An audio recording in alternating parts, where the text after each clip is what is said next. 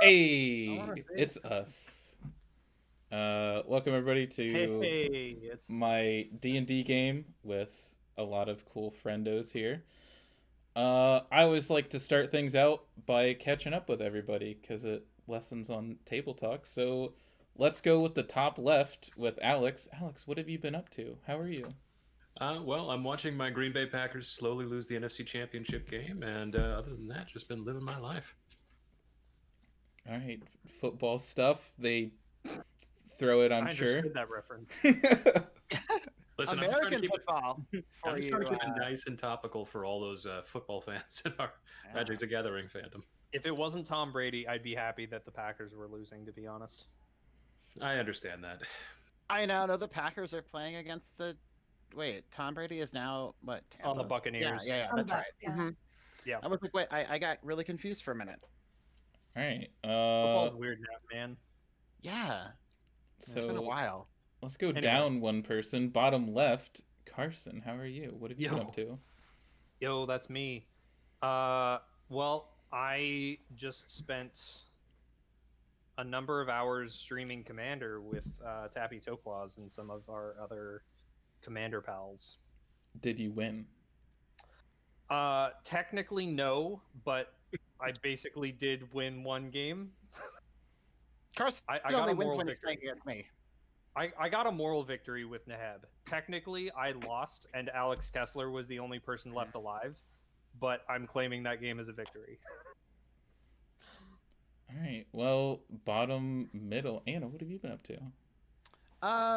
Not much. I mean, just been chilling, working. I'm off this weekend, which is nice, but I just started my new upper body workouts today, and my triceps are killing me. And I'm gonna do legs tomorrow. So if you don't hear me on Tuesday, I'm dead. I will exclusively blame Davey. You should. All right. Bottom right, Odward. What's up with you? How's things? Things are all right. Been, chilling when not working, building stuff in Minecraft mostly lately, I guess. You using any mods or any mod packs? Not that I know of. It's on Paul Scott Canavan's Discord server. There's a Minecraft server, and we're, building some fun stuff. I am working on replicating the Addams Family mansion. Oh, nice. Wow. Cool. All right, Stephanie. Sorry, I have a follow-up question for Odward. Is Paul Scott Canavan's Discord server called a Big Bat Cave? It is not. Damn it. It is called the Nice Friends Club. Oh, that's right. He had that Twitter video about the Nice Friends Club. And creepy Furbies, I'm sure. Yes, plenty of those. Someone is building a creepy Furby on the Minecraft server. I figured. Oh my lord. Fair enough. Proceed. All right, Stephanie. What's up with you? How have you been? I've been good. I'm trying to find a job. It's kind of hard. Can you imagine? And other than that, just playing a whole bunch of Magic and now this, and I'm so excited for this. I'm so excited. I am very apprehensive, but I'm sure it'll be fun. We got a lot of cool, diverse personalities, lots of fun people, and I hope it'll be fun. For people other than me. All right. So to get us kicked off here, I have a nice sequence set up. So before we get into anything crazy, to kind of set the scene, we are in Ravnica. This is before War of the Spark, but post Return to Ravnica. There's Living Guild Pact. There was some maze running people. Things seem to be okay. The Guild Pact is not around. Who knew that the Living Guild Pact would, not be worried about making sure Ravnica is okay? Like, there must be something bigger in the universe going on. I have no idea. But for the moment, while things are kind of shaky, the guilds are always vying for power over one another. The players here are all fresh out of the academy members to their respective guilds, and we will get to learn more about them and what they're doing. But for the moment, we get to see there's a blank canvas, a dark black blank canvas, and we see two great white eyes cast along this sheet of darkness that shakes someone out of their sleep. We see this from the first person's perspective. It seems almost kind of out of body, but the person jumps awake from the pillow and looks around the room, kind of restless. They've got sweat pouring down their face. Maybe some type of nightmare was going on. But they try to go back to sleep, and no matter how hard they try, they just cannot find it. And they think, maybe a little bit of physical activity, some exercise will help figure that out. And so they throw on a robe, some shoes, and they step outside into the bustling nightlife of Ravnica. And as Ravnica is in a bit of a weird situation, it's that steampunky feel, but still fantasy feel. So there's streets, there's street lights, there's houses with lights on inside, but there's still some kind of like cobblestone street situation.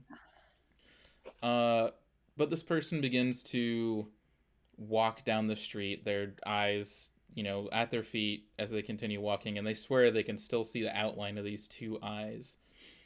When a streak of lightning flashes across the sky and kind of distracts them for a moment, and they trip on the walkway. They stand up and dust off themselves and pull up their hood of their cloak over. And as they do that, you see this coiled tattoo around one of their hands. They kind of right themselves, shake it off, and take a deep breath and continue walking on their way. Eventually, they come to a door, and they approach it as if to enter it before stopping and glancing both directions down the street as rain begins to lightly pitter-patter outside.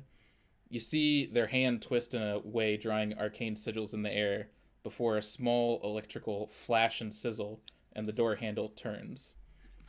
They step inside, take a deep breath, and wait for their eyes to adjust when a cloaked figure comes out of the peripheral vision and says, "What progress have you made?"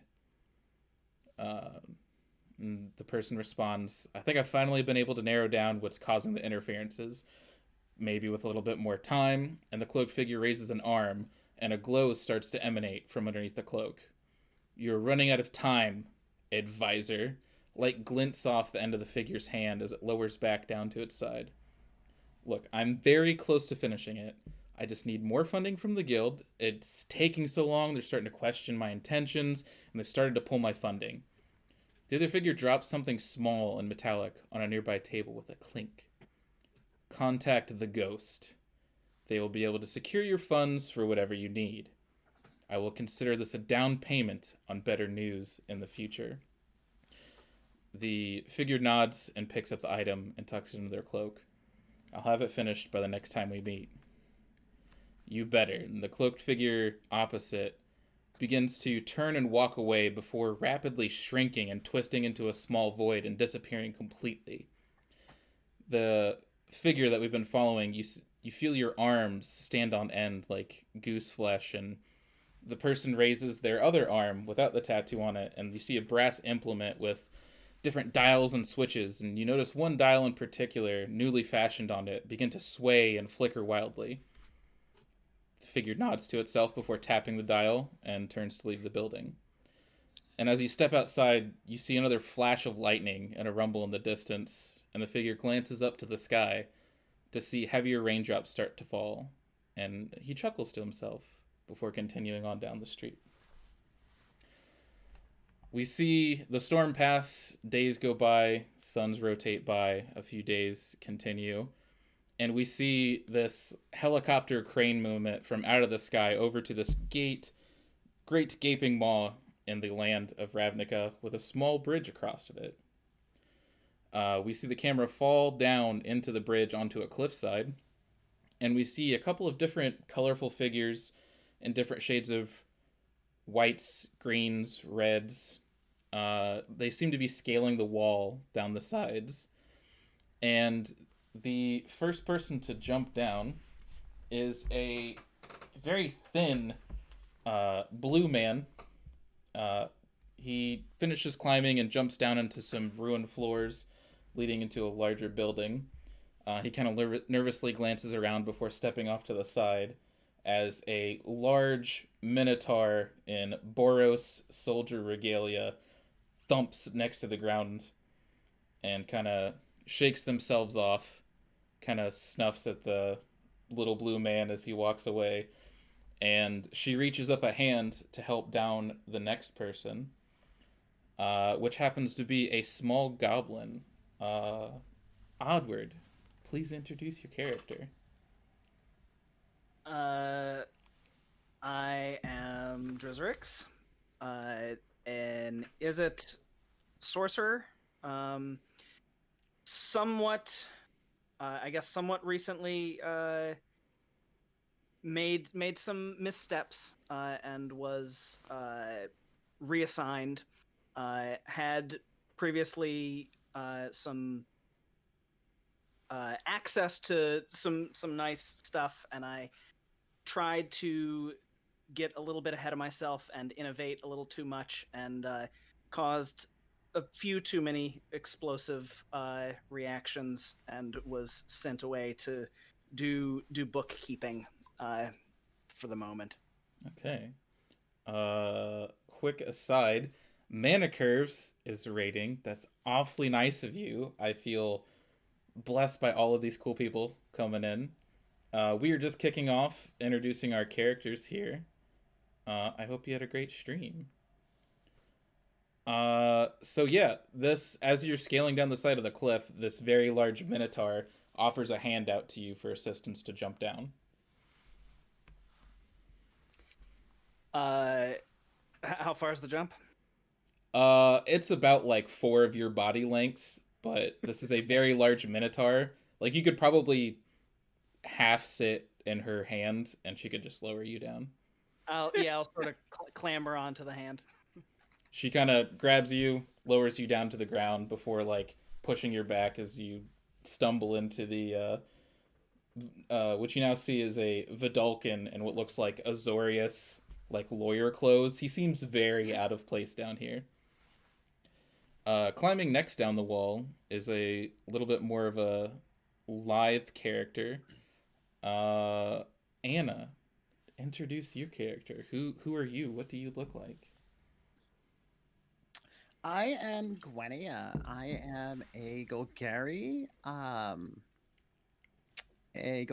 dark elf, and a druid. And yeah, I come from the Undercity and just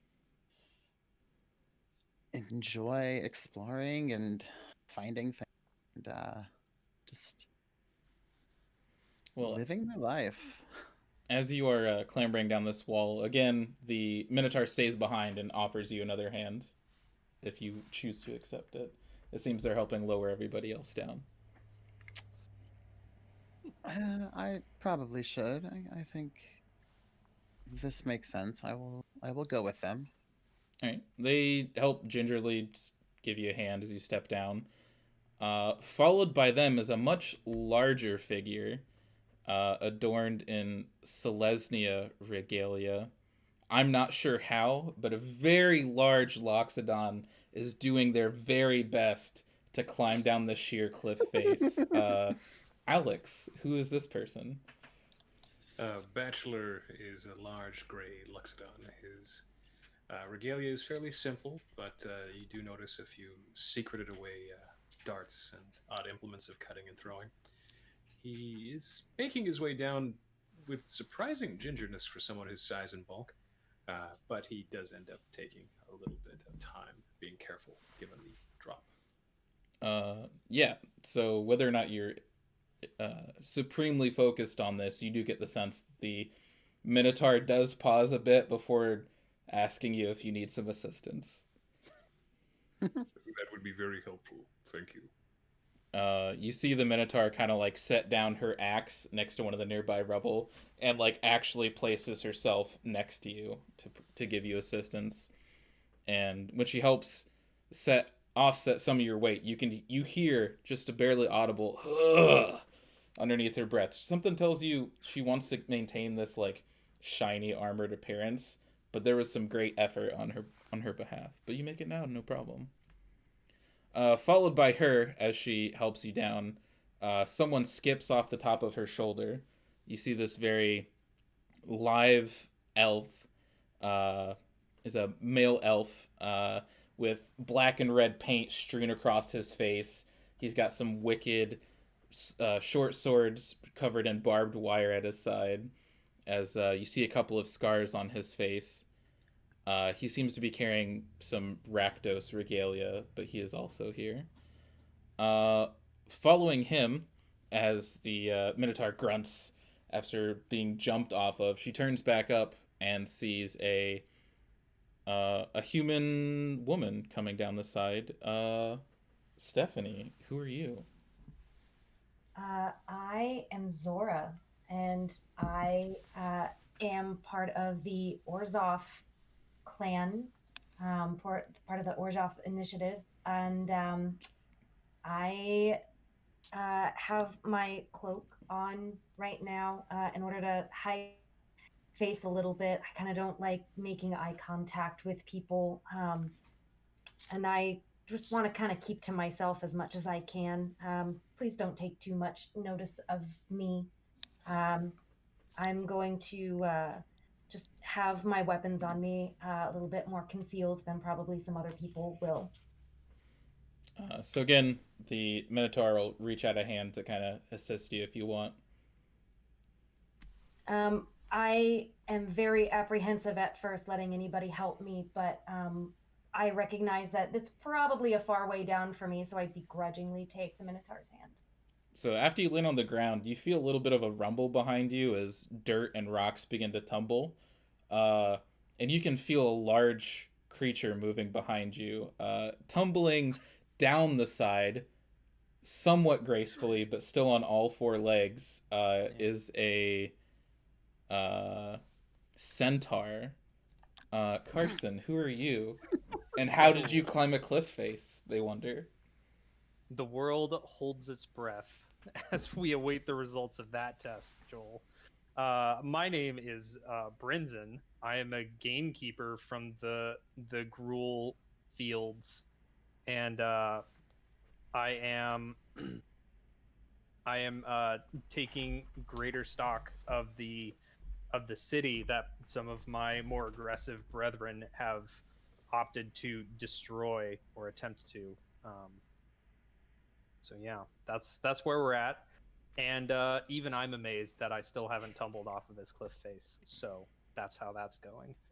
All right, so all of you managed to make your way down, no problems. I'm not gonna kill you in the first few minutes. That would suck. But all of you guys kind of stand around, gather yourselves, look around a bit, questioning, figuring out. You're not quite sure what you're supposed to do here. It seems like you all pulled the short stick from your guilds. They were like, look, it's a thing. They all get somebody from the guilds. They explain to you that all the guilds have been vying for power. There's some weird Golgari ruins down here that need cleared out ever since some of the stuff that the Living Guild Pact failed to take care of. And in order to ensure equal representation by the guilds, they pick recruits from each guild to kind of put them together, keep an eye on one another, and help map and clear the ruins down here. Which is important to note because the person in Rakdos regalia, who you're pretty sure they introduced as Vicarian, turns around and looks up the cliffside and says, looks like the Demir didn't really care to send an envoy, so it looks like we're down a man. As he kind of like turns his head and snakes off towards the entrance of the ruin, which you do notice to count. There's only 9 of you. So there is no Demir guild representative. It wouldn't be the first time.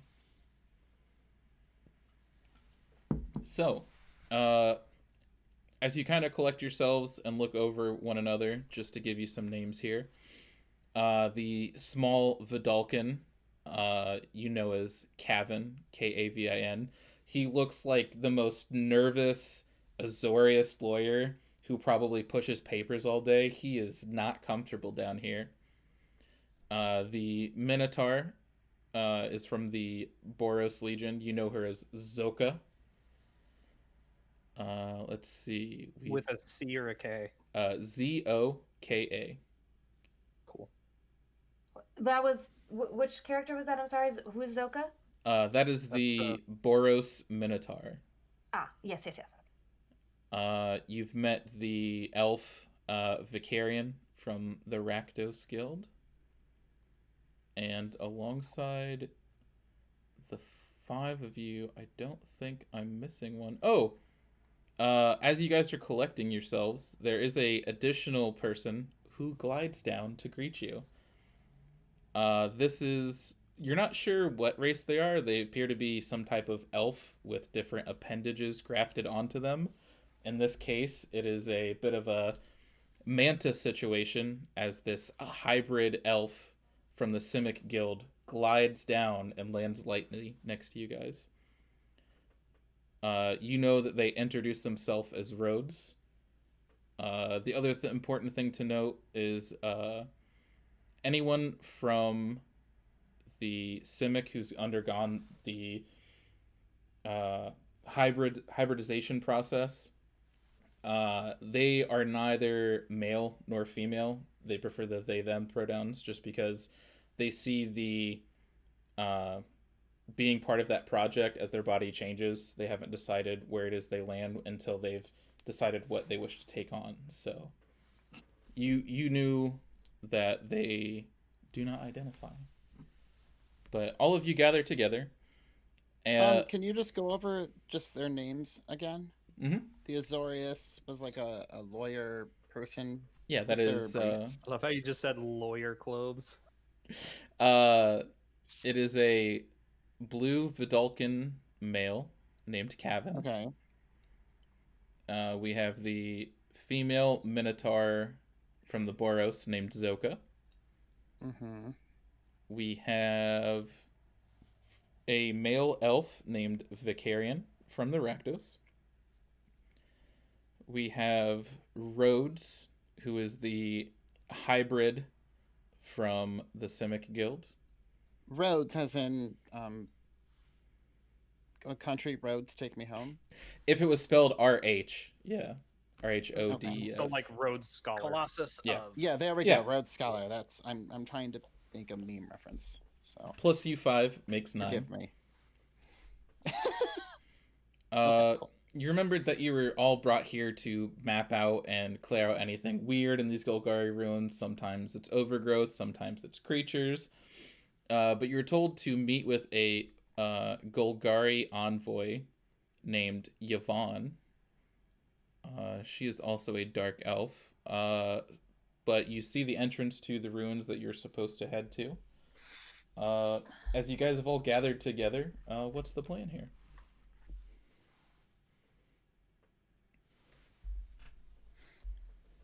Well, shouldn't we just head over to the ruins? Well, am I familiar with this area or not? You know what? Roll me a let's do religion check in place of kind of like guild knowledge or survival. Actually, either one of those will work.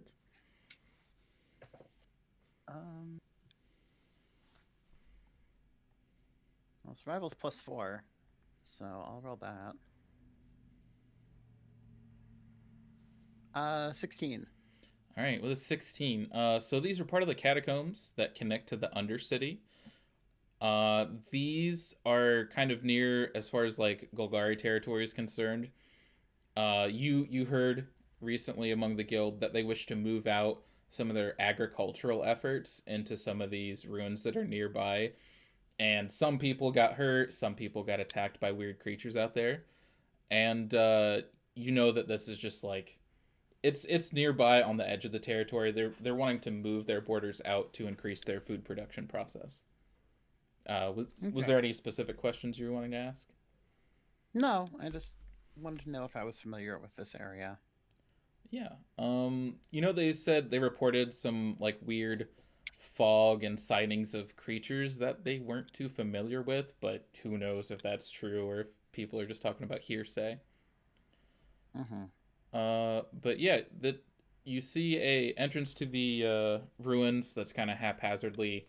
Instead of the perfect rectangle, it's kind of been closed off on one side. It shouldn't hinder your ability, but you do see some overgrowth and vines that you might have to push through. They all kind of look around hesitantly before Kevin kind of pipes up. Well, we're contractually obligated to explore these. Does anybody want to go ahead first? I'd be happy to go first. And as you walk past him, you feel like he kind of tucks in behind you, as he is not quite your size nor height, but you feel like he's just like being in the shade of you seems to make him shiver slightly less. Yeah, so as you head down some steps into this architecture, it gives way to plants and nature kind of crawling and pulling its way through cobblestones and obscuring the any man-made essence of the place. And as you go down these stairs, you approach an archway that's been overgrown with vines and moss. And as you step through, you see a large antechamber. You see Golgari runes and symbols all over the walls. There's shapes of insects and skulls adorning the walls in what you would imagine is an ornate fashion. In the back of the room, opposite of a set of doors, there's a long ignored fountain. You can see that vines have grasped their way over and under and through the architecture, choking out any prior use it might have had. And then there's a set of ornate double doors that are sitting slightly ajar. There isn't quite enough room for one person to squeeze through, but I'm sure some people could convince the overgrowth to let them through. But that is the room before you. Well, I go over to the fountain and start to check that out. See if there's anything interesting in the fountain. Oh yeah, give me an investigation check. Ew. 4. Uh, -1. Gross. you come to the same conclusion. Whatever this area was, it looks like the Golgari used to hold it in high regard, and that it used to be like some kind of fancy chamber of long lost rituals. There's some symbolism you see in other parts from the Undercity, but it looks like whatever this was became overgrown and destroyed. Okay. I'd like to walk up to the slightly ajar doors and see if they have any give to them.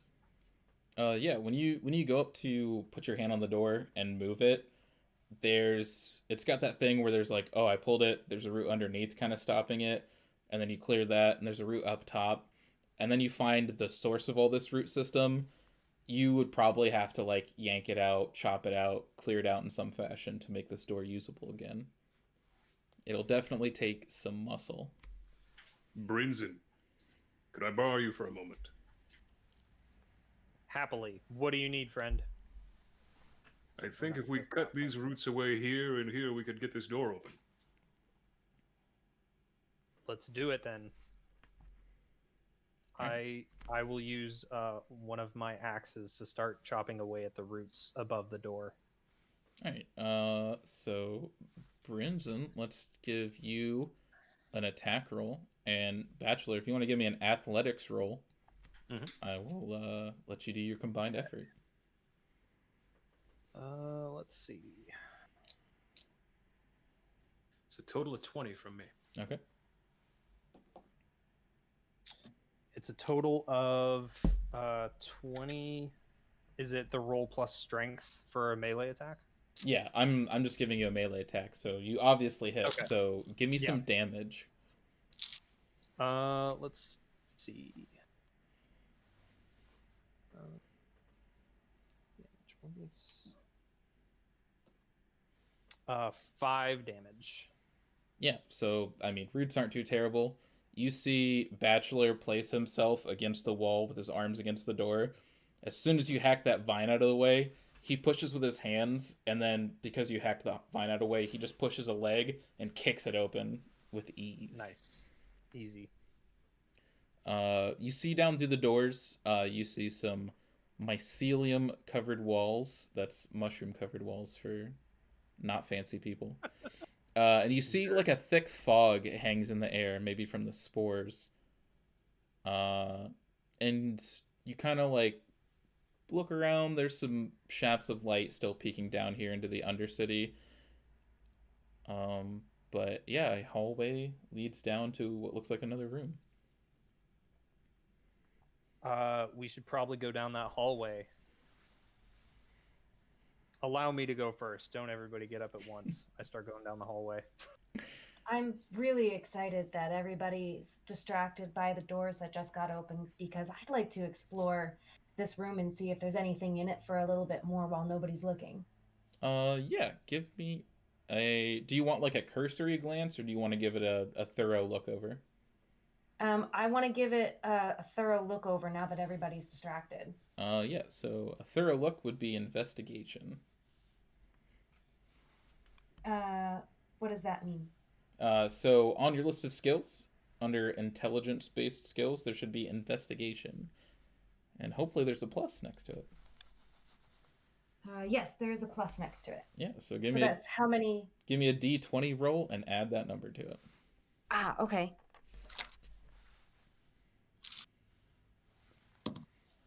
Uh, 15. Yeah, so have some like quick cursory look around.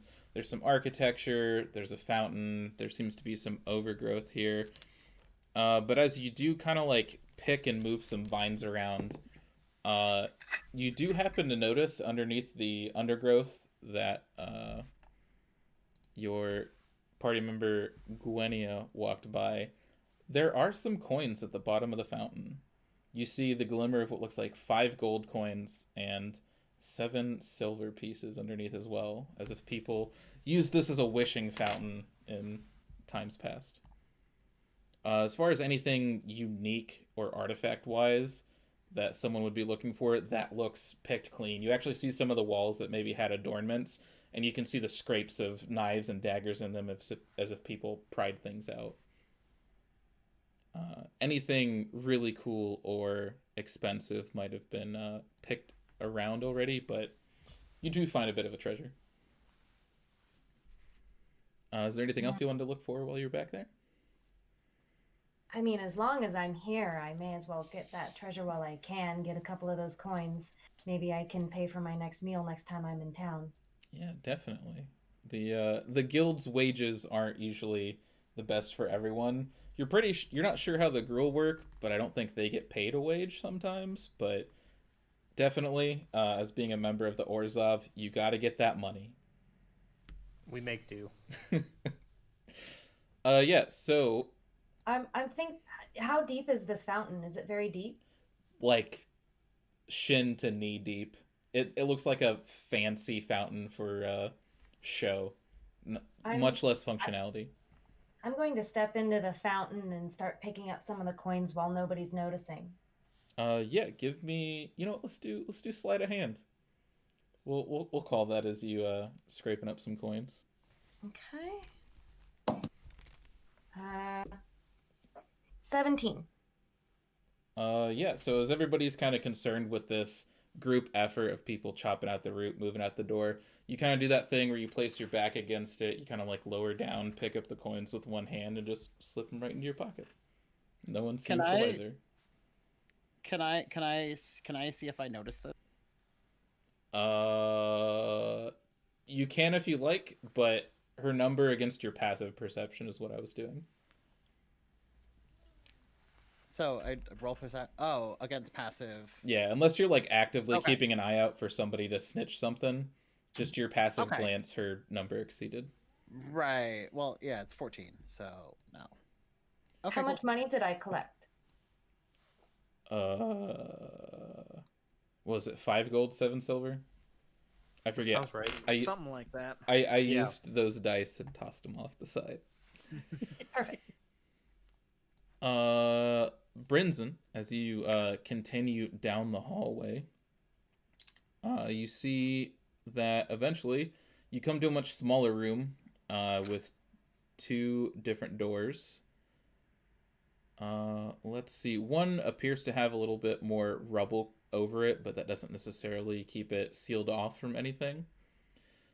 There's another hallway that leads to like a little small antechamber that seems to be just covered in spores and fungus and more of that thick fog hanging in the air. And then there's a doorway that leads farther on to another chamber.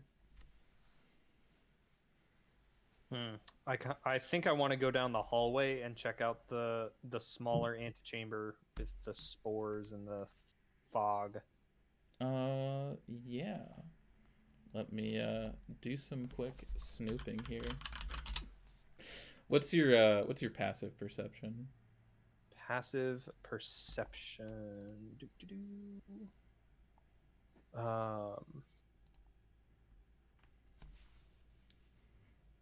Passive perception. 14. Holy 14. cow. Yeah, so as you kind of walk down that hallway, you notice some peculiar things about this room. You notice that as you walk down the hallway into this chamber, you see some old bodies that have like been pushed and morphed into these walls of spores and mushrooms. And as you walk by, we get this like shot from the perspective of the person in the wall. You see one eye pop open, and you see the eye follow your movement into the chamber, and you also make notice of it, but I don't think it's caught onto the fact. It doesn't know that you know, but somebody or something is definitely watching you in here. Okay, so the eye opened. I definitely noticed it, but it didn't notice that I noticed it noticing me. Yeah. Okay. Would I notice that too then with 14 perception? Definitely. If you were right behind Brinson, Okay. yeah. You notice that in this room, there are a lot of thick vines and branches and just kind of all Like growing kinds out of the wall.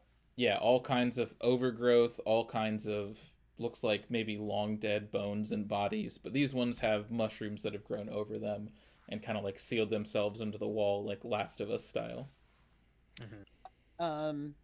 Any symbolism on the walls that I might recognize? Yeah, this would be a religion check, as this would be guild knowledge. 11.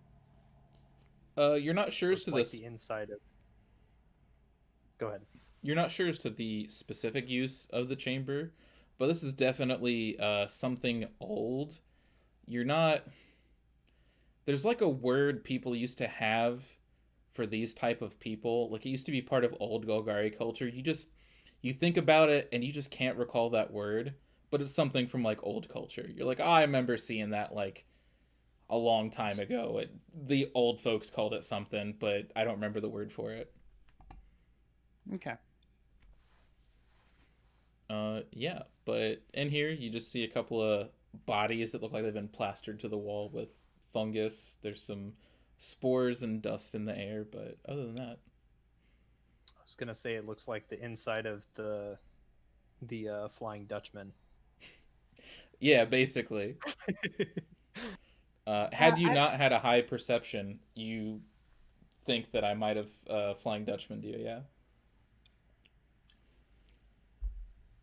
I'd like to run to catch up with the rest of the group, so I'd like to casually jog down the hall and reach the chamber that everybody else is in.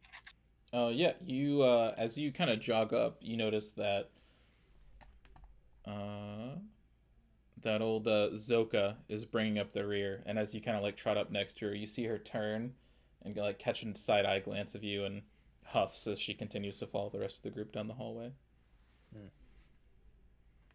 So we're all in this tiny antechamber with a bunch of plant life and bodies in the walls. The chambers may be only like 5 foot by 10 foot. It's like real small, but the hallway leading back, it looks like maybe this is just like an alcove off to the side. Nothing particularly catches your attention. Okay. Yeah, I guess if I don't notice anything, then I'll just head back down the hallway into the other room where we came from. Okay. Nothing to see here. A bunch of, old growth. So as a reminder, there's that door that has rubble over it. You checked out the alcove down there, and then there's a hallway that leads down to another chamber. Okay. Hey, Bachelor, do you want to help me clear some of this rubble? I could certainly try. I suppose more hands make idle work. Yeah, it's more of a time thing as you clear some of the rubble. But eventually, it seems to be a working doorway as you clear out some of the rocks. You start to feel a little bit more of a draft of air coming from that direction. That gives way to a bit of a fresher smell. As you can tell, being here amongst the Golgari stuff, there's that idle smell of like rotting dead things, but you're like, oh, this is a little bit fresher, less stinky.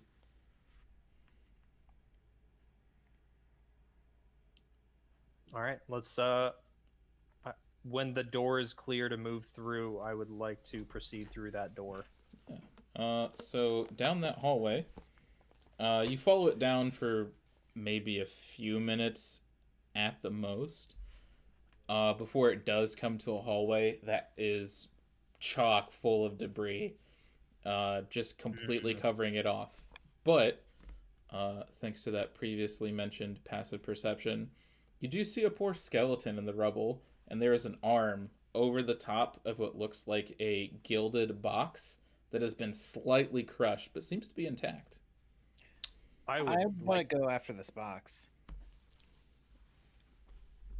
That's what I was gonna do. Yeah, unless you want to make a contest out of it, I'm gonna say both of you. Maybe you squeeze past to both look at it. The box does have Golgari iconography over the top of it. Like if you had, like, say a normal cigar box and it had just been like caved in the top, that's kind of what it looks like. Okay. Does the is there any kind of significance to the iconography? Or is it just like the guild symbol? As you look at the box and maybe brush off some of the dust, the symbolism on this, it looks like a very fine made polished wooden box, and all of the Golgari symbolism in it is like gilded gold, like gold inlaid wood. Whatever this is, this would be a great fancy box, but it got crushed by something. Maybe the rocks. Well, so what's in it?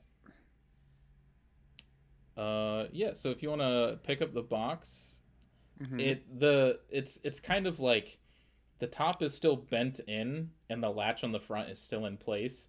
You could probably break it to open it up, but some amount of effort would need to be put in. You could like pick it, you could break it open, a number of things. It's going to take some effort to open it. Can I ask a question about the box? Yeah. Is there anything in my experience that would lead me to think that I recognize the box or anything on the box in any way? As far as anything to like, this is how I'm going to answer this question, just because I'm not sure. If you're asking if there's any personal significance of the box to you, no. It just looks like some fancy Golgari crap. But you do have like an itch in the back of your mind, and maybe you're like, see, this is the other thing about this game. This is called metagaming. Between you and I, your hands kind of twitch, and you feel that like tucked away thieves' tools you have, and you're like, I could probably pick that open, no problem. I could probably pick that open, no problem. I am actually really excited that everybody is kind of looking at each other. It looks to me like everybody is looking at each other and trying to get at this very fancy looking box.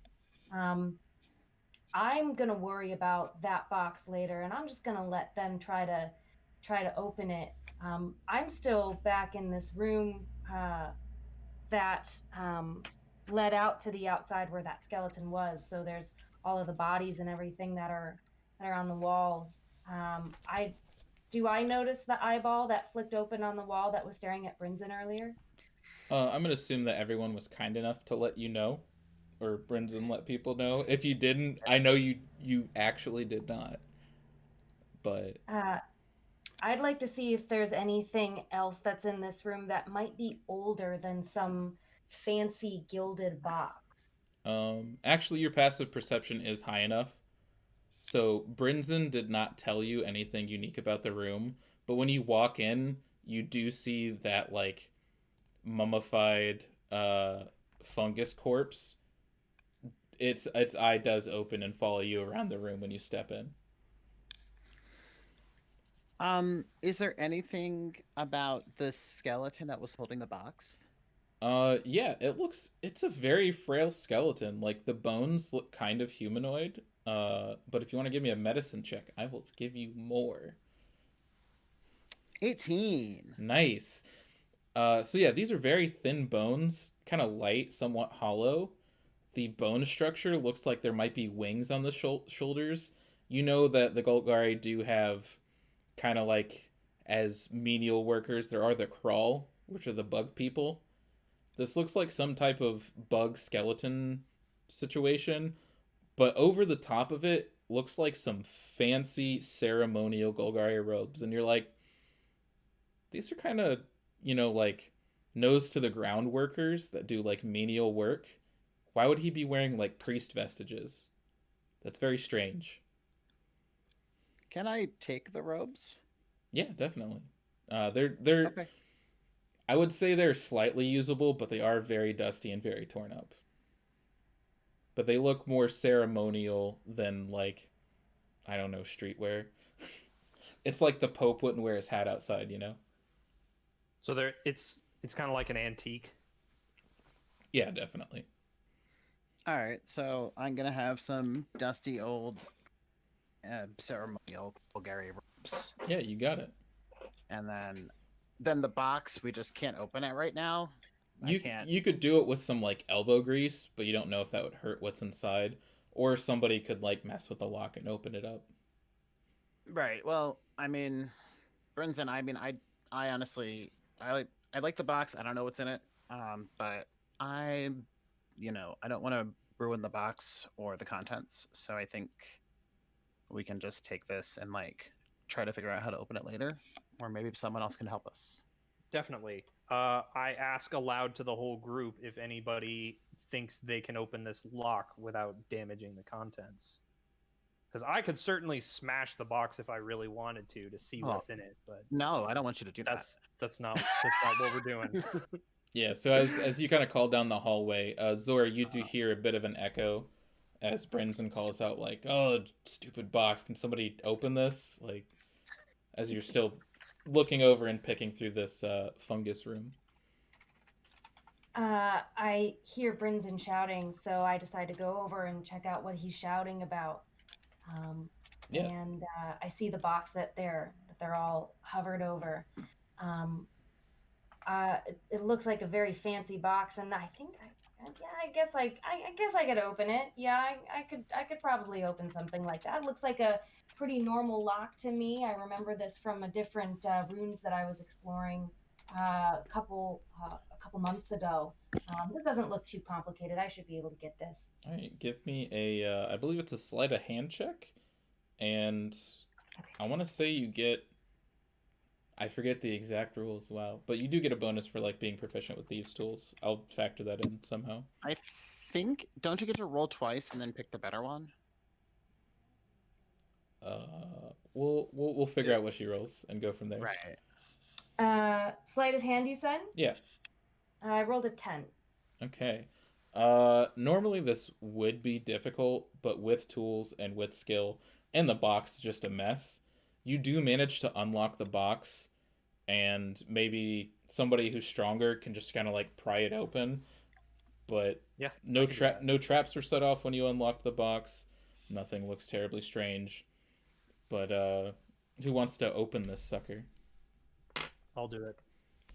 So you kind of like pry it apart, and it's like Captain America when he's cutting wood. You just kind of like shear that bad boy open. Uh, and inside of it looks like an erector set is like my equivalent of it. It looks like an erector set of some type of squashed metal thing. You're not quite sure what it is. So it's a small metal toolkit for unknown purposes. Is that It's a pile of like weird metal stuff. okay? Can I take a look at the weird metal stuff?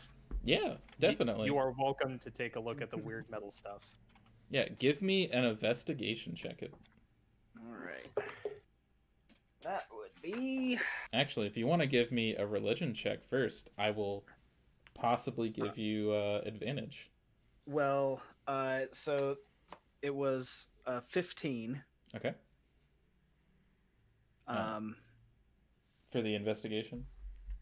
Yeah, for the investigation. Yeah, and then give me a religion check. All right. That is a 23. Wow. Wow. So, you've read about something like this? It would normally be an insanely difficult role, but I think based on your work within like the guild and everything, it makes sense. So this is some type of metal contraption. It's got Golgari iconography all over it. You start to move it. You ever see those like Beast Wars Transformers? You like move it around and you're pretty sure this transforms into something. Does it have a version? They have like a key rune that like transfers into something. The Golgari one, you know, is as far as magic items are concerned, this is like very rare, but it is broken to hell. You're like, yeah, this used to turn into like an animated scorpion that could like do cool shit, but like it's broken and busted in half. It's but yeah, this So I turned to Drizzerix and I said, I'm sorry, did you say rare? Rare but useless. yeah, its typical use is that it could turn into a creature, but also it would unlock very private, very secure Golgari things. Broken. Well, I mean, I definitely want that box. I don't care what happens to this other gadget. Yeah. If anybody wants it, they can have it, but don't throw it away. I'll take it if nobody wants it. Is there would I have any? Would I think that I would have any capability of repairing this? On a mechanical nature, absolutely. On like an arcane nature, ooh, it's like it's like, you know how precision screwdrivers for like glasses and stuff. You're like, yeah, I could probably put it together, but would it be working? But as you're asking, like, can I hold on to that for like the Golgari's sake? You do hear a voice shout down from the hallway in a different direction. Actually, I will be taking that. And you see a dark elf female covered in like a sash made of dead, disgusting, molding things. She's got a bit of her hair slicked back into a bun on the back of her head, and she has a staff at her side. And she says, "You must be the guild people they sent down here," as she kind of makes a show of walking past your file before picking up the contraption out of your hand if you let her, and putting it back in the box and closing it.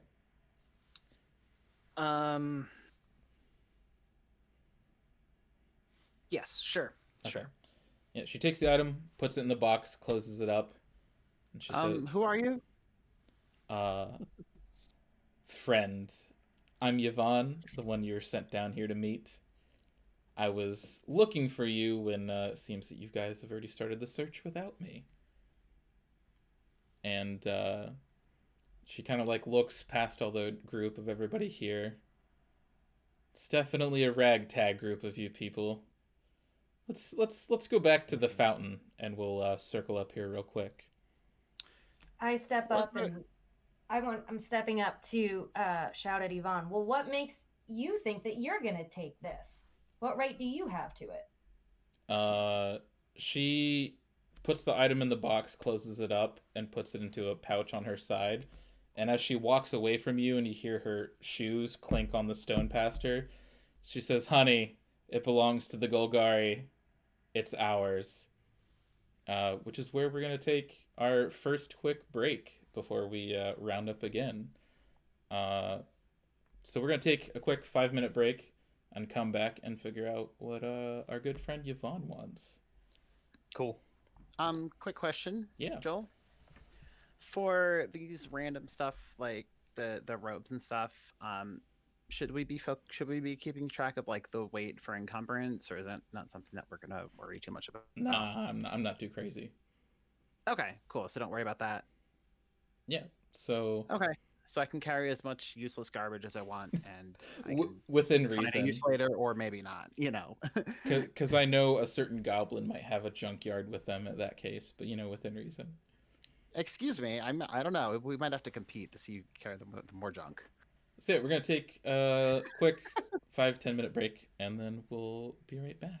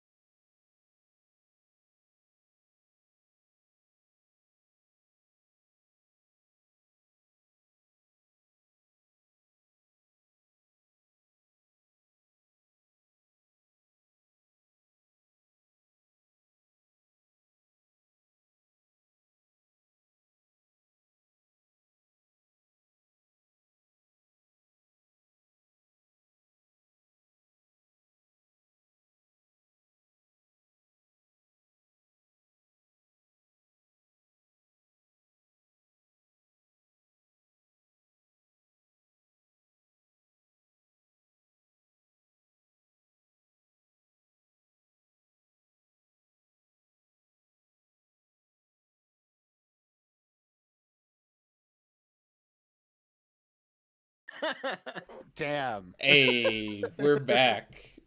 No personal stories here whatsoever. So yeah, everybody just met their new best friend Yvonne and made off with their fancy treasure. So Do I we're know who this Yvonne character is? You know, based off just her appearance alone, that she is Golgari. Um, as like a new member to the Golgari, you're not sure of how like the rank system works specifically, but she's clearly not a recruit. But she also isn't like at the top. She's got to be somewhere in the middle. She just knows that she knows more than you, and is here to help you guys. She's here to help us. how confident are we in that? Give me an insight check. Well, it's the first session, and we're a bunch of noobs, so I don't think the DM is trying to kill us. But your mission No, does. I don't think she's gonna murder us, but like she came in and she took the stuff that we were working on, and I don't know how I feel about that. All right, insight. The mission dossier was to get a bunch of I- people from guilds to explore this under the supervision. I failed my insight check. You don't know what she's up to. You thought that was awfully rude of her to take your thing that you just figured out what it was. Exactly. Thank you. I'm kind of mad. And hey, you goblin guy thing, whatever you are you pretty sure that you can fix that thing? Like I said, I can make it whole, but I can't make it magical. I'm kind of mad for her taking it. I'm not super mad, but I'm definitely my fists are Yeah. clenching. I'll like go. Yeah, I'm kind of in the same boat. Like I'll go along and see where it goes, but I got a bad feeling about this. She's just doing her thing. We're here, and she said it was something that we had apparently been going ahead of what we were planned. So, I mean, whatever. You see, In fairness, it go did back to seem the like she fountain. was a little bit late. We should go and attend. The quicker we get this solved, the quicker we can leave. as you guys start to head off, Who says we want to leave? you I like hear to you hear Kevin, but like behind Bachelor say like, well, according to the mission dossier, we're supposed to follow her lead, and like you hear him talk about like the legal stipulations of the mission before like Vicarian leads in next to Zora and says, "Oh, we could have had our hands on that. We could have used it. Had a nice show. You know what I mean?" As he like gives you a up eyebrows and like bumps into your shoulder, Zora. Who did that? I'm sorry. Vicarian, you're a Rakdos representative. I kind of lean off to the side when he nudges me, and I make eye contact with Zoka the Minotaur again. Zoka kind of like makes eye contact with Vicarian and like butts him with the end of her great axe and kind of like huffs in his direction. He's like, all right, and he like wipes off where she hit him, and he just like walks off. All right. Uh, I just I'll don't go really- back to the fountain. I just don't want to hear that nerd talk about all the fine print anymore. It's I just- very quietly, without anybody hearing, say, "I'm not leaving empty-handed." Yeah. So, as we get back to the room with the fountain, you as everybody files in, you feel pretty confident about it as you said it under your breath, but you do see as you come out of the hallway, Rhodes, the Simic representative, does kind of like slip from behind you in front of the rest of the group, as they're just kind of like looking all about the room, just kind of like transfixed to everything going on. And you do see them like their arm moves and their like membrane they used to glide down. You see like a pocket journal open up, and you see the person looking around scribbling little notes in it in like scientific jargon. There's a lot of charts, there's a lot of arrows and numbers, but little scribbles are made before tucking that book back in. Is it like finger webbing or is it like underarm webbing? What do we? What are we talking here? So in the book, you can take this thing where you get like a manta ray ability. So for if they were in a T pose, they have like a manta ray attached to the back of them that they can use to like glide and slow fall. Gotcha. So it's like a cloak made of creature grafted to them. That's awesome. Trippy. But as you head into the fountain area, Yvonne clambers up on top of the fountain and kind of like, again, checks the satchel, makes sure it's there, and looks around at all of you. So you made it down here unscathed, as she kind of like, her eyes linger on Brinson a little bit. What all have you been up to while I've been gone? As she kind of like raises an eyebrow and looks at the rest of you. Haven't gotten into anything dangerous, right? Who is this again? This is Yvonne, the Golgari representative. It hasn't been that long, so no. No, nothing's happened. We just cleared away some refuse and treasure hunting. All right.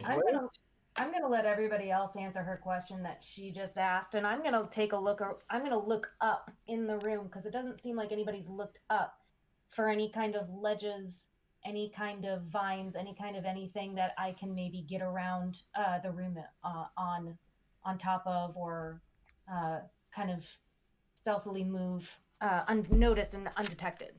Yeah, this is just kind of like a big, fancy, ornate chamber. Some of it has like rock slid in, and any punctures in the ceiling have been covered up by like vines and undergrowth. A little bit of light filters in through, but it looks like whatever purpose this room had is like long gone. There's overgrowth. There's maybe some kind of like smaller animals that run through, but as far as any treasure seeking or sharp eyes are concerned, it just looks like old broken ruins. And based on your previous investigation, like nothing else sticks out so far. Can I hide or climb behind or around or on top of any of these vines that are covering the room? If you had to, you definitely could, yeah. Like maybe if you needed to escape in a bit, but as far as functionality, nothing would present you to need to do that. Okay. Yeah, so Yvonne kind of like gives one more glance around the room before like finally landing back on the ground from the fountain. Takes a quick walk around the group, looking you guys up and down. Gives a bit of a shrug and walks off back down the direction you came and said, all right, well, let's get this over with.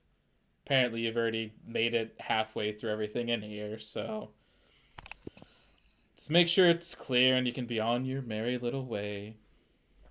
As soon as her back is turned, I want to try to get a little bit closer to her. Yeah, definitely. So she walks back out of that room, back into the room you came from, until you're left with those same doorway choices before. There's a door. So you covered the fungus, the extra door.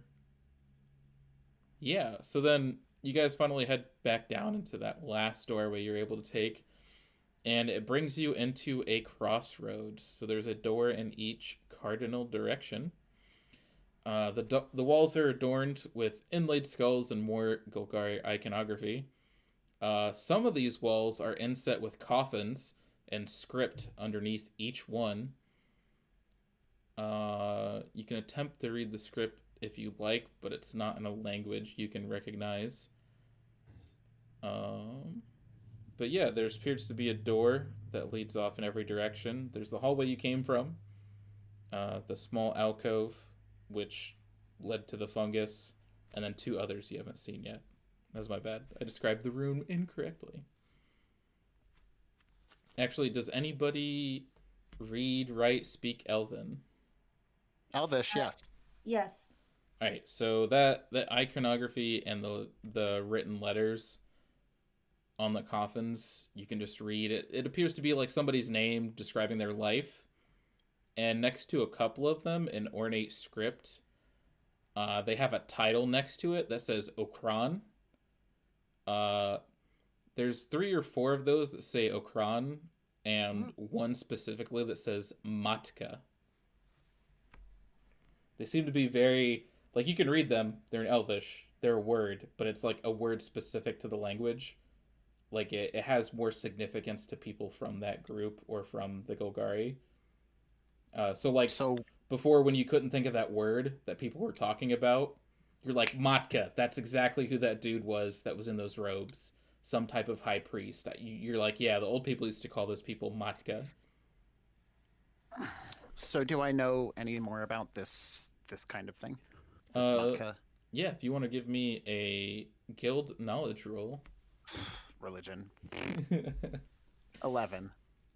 Yeah, this is like the boomer Golgari were like back when everything was priests and everything was slightly older and they cared about tradition and things like that. You heard talk of Okran, which were possibly used to protect the Matka or the priests, but that's like given the timeline that it is, you know that Gerard, you know that he's the current leader.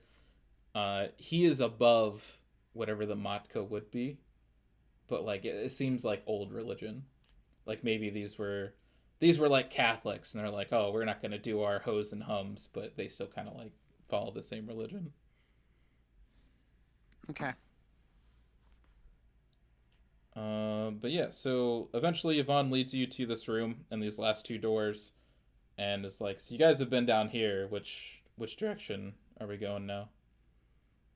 Do the coffins in the room look like they can be opened? They are stone coffins built into the recess of the wall. They could be opened, but you'd have to slide that heavy stone bad boy out of there and then crack it open. And you're like, that's probably not the best thing to do, but maybe later. I could As I one could of the come people back. who would probably be doing that, pass. You're like, I could definitely get into these coffins later, but right now, if there were less people and I had a strong friend with me, I could get into these. Okay. So there are two directions that we haven't gone yet. Correct. There's one that leads farther down a hallway into a larger room, and then there's one with a door just nearby. I loudly ask Yvonne which way she thinks we should go, if she's gonna take charge of this whole operation.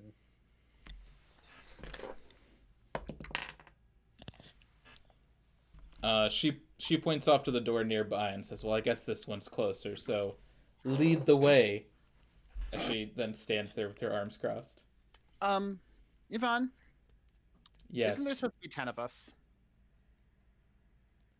there are supposed to be 10 of us, but Well, not including you. oh yes, including me, there should be 11. But the Demir seem to think they're above our time. We ask for their help. Sometimes they help us, sometimes they send nothing. I mean, if you think you can find and pick out a Demir agent to come and help us out, I'd be more than happy for the help.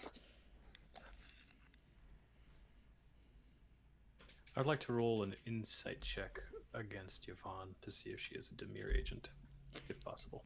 Go for it. That's a 10. Whatever her speech patterns and the way she talks and being aloof about everything, you're pretty sure she's not an agent. She's just a jerk. And that she has to shepherd around these like kids. But yeah, nothing gives you like the whiff of Demir. You're just like, man, that lady's kind of a jerk. She could be nicer. I'd like to roll for deception. Who would you like to deceive? Yvonne. About what? I'd like to make it sound like I'm on her side so I can get physically closer to her. Okay. What would you like to say? I think that we should all just follow what Yvonne wants to do right now. If she wants us to go through this nearby door, She seems to have a handle on everything that's going on right now, so I have no problem doing whatever Yvonne needs. Yeah, give me a deception roll.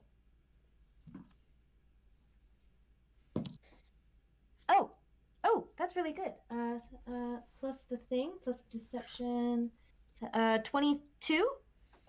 You see her kind of like catch a glance in your direction. She raises an eyebrow. Yes, the Orzhov are known for their ability to be efficient and follow the rules. So yes, I suppose you can listen to your friend's advice. As she kind of like takes couple steps closer to you, putting like an arm on your shoulder. Let's all work together and get things done. I completely agree, Yvonne.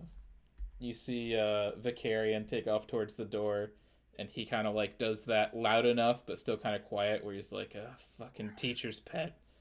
And you see him yank at the door and begin to pull on it. He's like, "This door's stuck too. Somebody want to help me?" I take a look at Vicarian's door. Is there anything blocking it? Like, is it locked or is it blocked or what? Or is it just heavy? It's that thing where maybe the stone is shifted a little bit, so instead of the door opening out, it opens like down into the stone. A good bit of muscle could just like crank that stone door open. Fine, I'll do it. Let's get this over with. Yeah, give me athletics check. Athletics check. Stand by.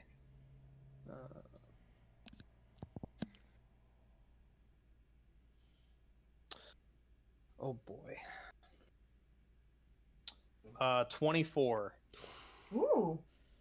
Yeah, that's the good thing about having 4 legs, is you have literal horsepower, and you yank that sucker open. Just no big deal. Just like 11,000 pounds of pure muscle. You yank that door open, and it just Or scrapes 1,100 pounds across the floor. There's a bit of dust. A bit of the door chips away. The thing about the noise is that your first glance inside with your perception is that you see some type of furry little creature burrow its way underneath a bit of the vegetation in here.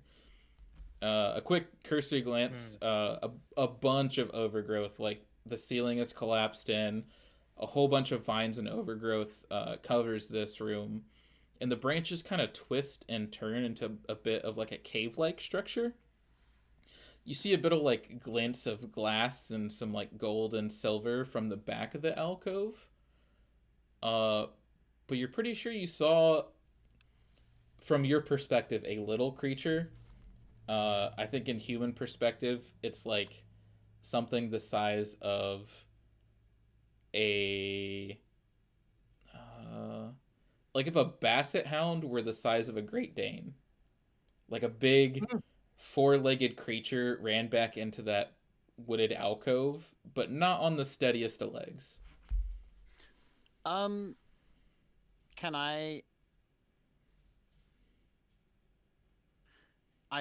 try to coax the creature out. Yeah, give me some animal handling. 21. Yeah, so what is your method of coaxing these out? I'm just calling this creature like, hey, like, we're nice, we're not trying to attack you, we're just, you know, just kind of being really nice. Yeah. So not all of them, but definitely the one that you saw tuck its head in, kind of like pokes its head back out.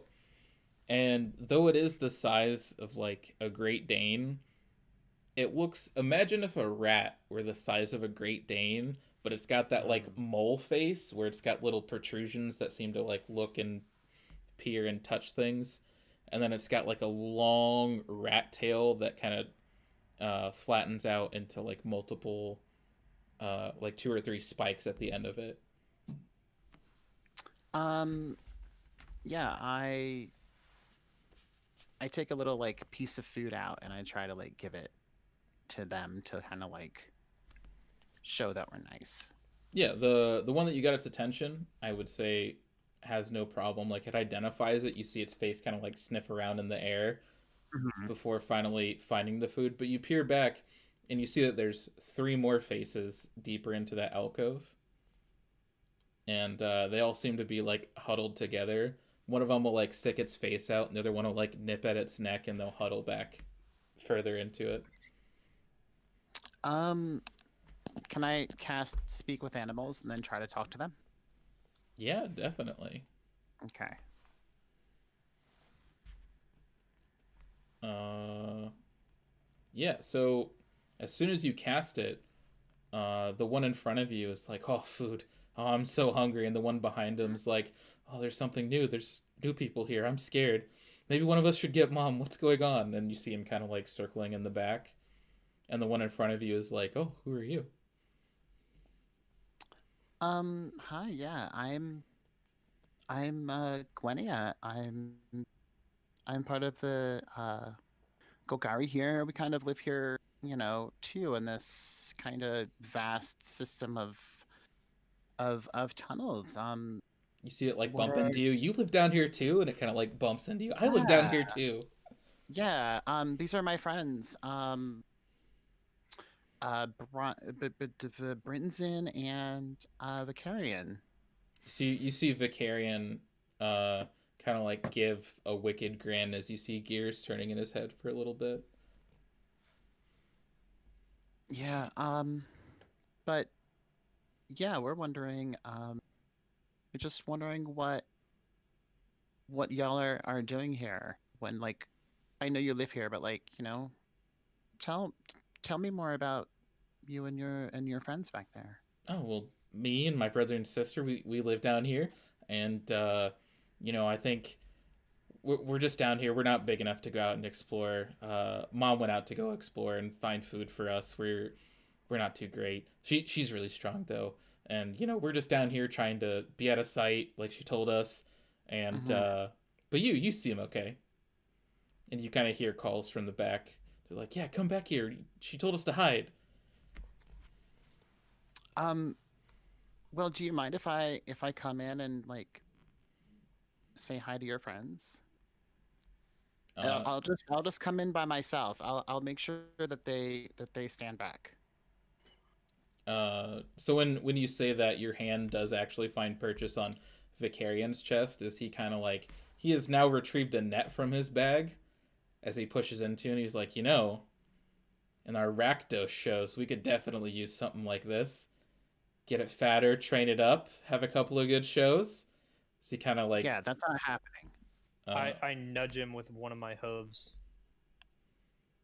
uh, he will be stopped by your hoof and kind of like look at you and it's like, oh, come on, Mr. Gruel doesn't care about this new creature. What is this thing? It's definitely something weird. Certainly you should care about it. I know that it would make a great show. There's a lot of other things to put in your show, so just chill. Yeah, you keep these animals away from your show. I've heard what happens under those circus tents. He kind of like Mhm, gives you a mhm, wink as he mhm. steps back. He's like, well, fine. I'll make sure you're not invited to the next one. As he doesn't put the net away, but he still has it in hand as he watches the rest of you guys. Mhm.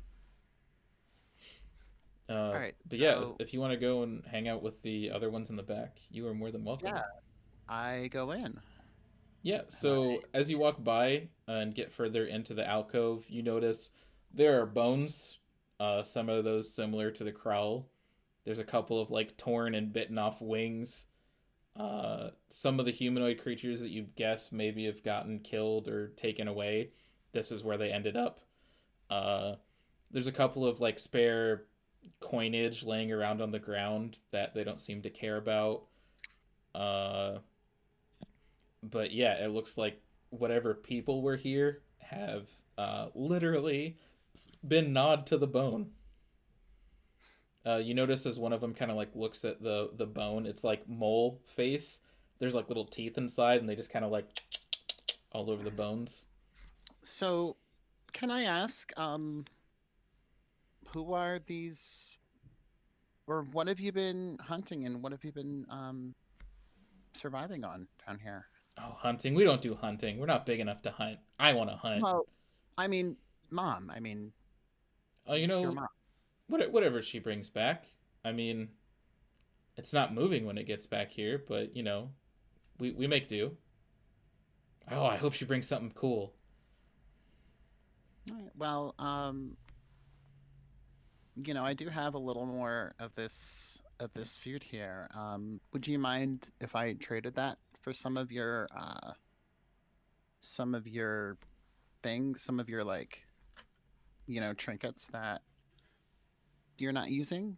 If you want to keep them, that's fine. But these little gold pieces could use those, and can look around and see if there's anything else that You see its they've face found. like push into wherever like you keep the food, and it kind of like pushes Mhm. in that direction, rummages around. It's like, oh yeah, that stuff we don't care. That's garbage. You can have it.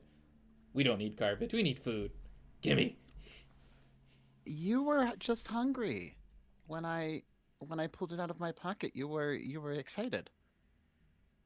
Yeah, it is very incessant on locating wherever you are storing the food, and as it is the size of like a very large dog, it does that thing where I don't know I'm that big yet, and like bumps into you Hmm. as it requests more food.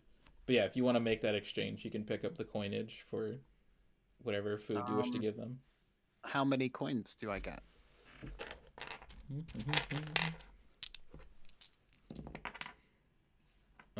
There's approximately, yeah, 3 gold, 7 silver, and about 20 copper pieces as well. Cool. Okay. So, do you know anything about, you know, Yvonne? She calls herself. She looks a little bit like me. She's a dark elf as well, but she has been around here for a while, and she's the one who asked us to come here. Uh, the creatures kind of like do that adorable dog head tilt where they're like, I don't know what you're talking about. They're like, no, there's just me and my brother and sister, and we live down here, and just us and our mom. And they kind of And like do that dog prance around for like no reason. you've never seen an elf like me before? Uh, yes, but they might have consumed it. Have you seen a living elf here before? Uh, the creature kind of like bumps back into you. No, you're the first one, and you're able to talk to me. That's really cool. Can I do a perception check to see if I believe this About the elf thing, about this whole thing, about whether or not you believe them. the whole like Yvonne situation, like all that. Uh, Give me insight. Sure, it's the same. 7. Oh, that's with +4. Based on the limited intelligence of these creatures, you Hmm. get the idea that they're very young. They take whatever food their mother brings them, but they seem very one-minded. Okay. Uh, you've spoken to creatures before. Obviously, these just seem to be the hierarchy of needs. They need food, they need safety, and they need to procreate. And beyond that, they don't seem to garner overwhelming intelligence. Okay. Well, can you tell me more about your mom? You see the creature get excited when you talk about its mom. It's like, oh yeah, yeah, yeah. Let me go find her. And the creature goes to push past you. Okay. So yeah, the creature just kind of like weaves its way through the crowd of everybody waiting here, Hmm. and leads its way back out, and waits at the hallway that you guys had not explored yet. And you see it kind of like jump and skip, and it's like, yeah, she said she was going here to hunt, and kind of like skips off down the hallway. before there is like a slightly ajar door, and you see it like wiggle its way through the crack before pushing its way into whatever room lies beyond. Right. I'll follow. Yeah. So again, this is another door that appears to have been pushed away. There are stone markings as if it has been forced open, but something has also pulled it closed. So you would need a little bit of extra effort to open it up. But if you peer through like the crack, there's a bit of a longer hallway before it leads to like a very large open room with some pillars. Okay.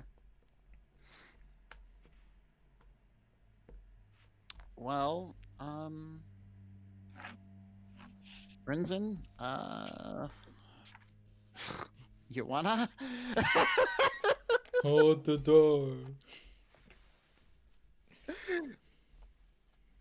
All right. What are we doing? You wanna get this door open too? I suppose it's better than not getting the door open. Just make sure our little just make sure our little annoying little elf there doesn't start coming after these things again. So do I need to roll a strength check for the door? Yeah, another athletics check will do you. Cool. 22. Yeah, again, no problem. You force this door open. It was easier than the last one for sure. And as you open it up, you do see the little creature has run like maybe 15, 20 feet before it like prances off into darkness. Sun has not made its way into this room. So whatever telltale lights that you had behind lead off into this dark room. The creature seems to not care about the light levels.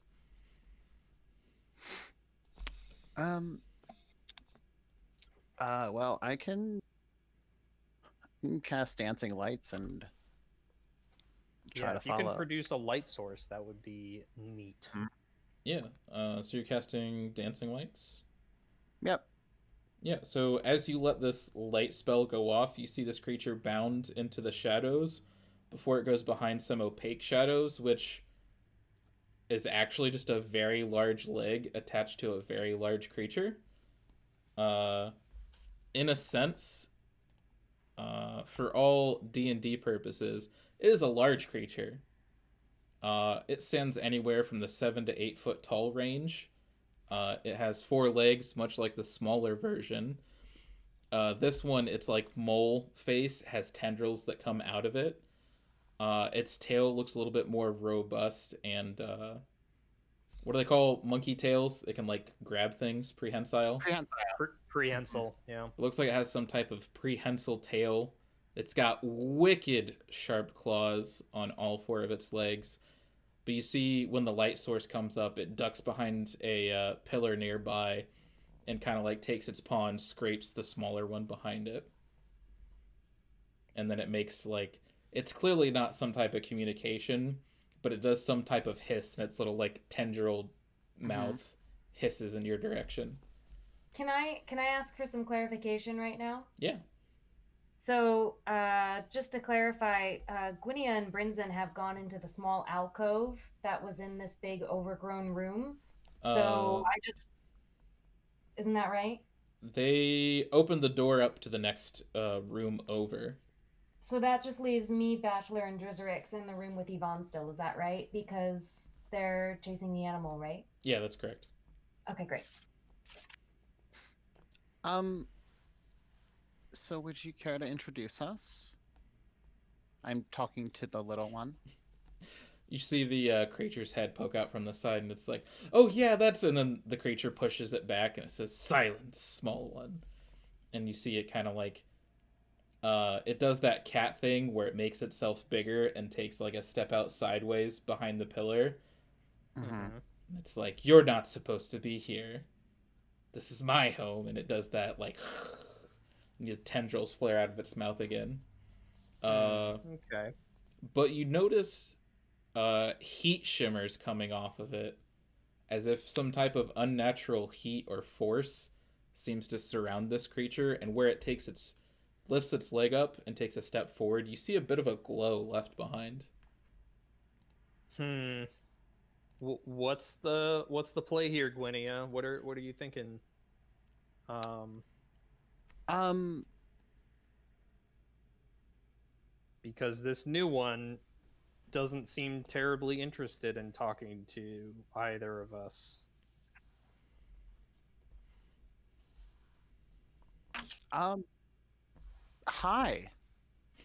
And I like look up at the since it came out a little bit, and I just kind of like step forward, just like in a very like not not like a wide stance, but a very like small, and like say hi, and just kind of try to make eye contact with him, Yeah. with her. So to give you a little bit better idea, as you kind of step into this room, it's a long rectangular room that goes out like 20 feet, 10 feet on each side of you, and it goes about 30 to 40 feet deep before your light kind of dims out in that direction. But there's these four massive stone columns that lead deeper in, and as you step into that room, you feel like a thrum, kind of like a vibration go through you, but not in like an auditory way. Like whenever you manipulate magic, you feel like a spark or a tingle or whatever. But this has that same like feel to it, but it feels like it's vibrating with you. Like it's like if you held on to a very, very, very low electrical current. Mm-hmm. Um, but as you step into it and step closer to the creature, your body starts to feel the same way.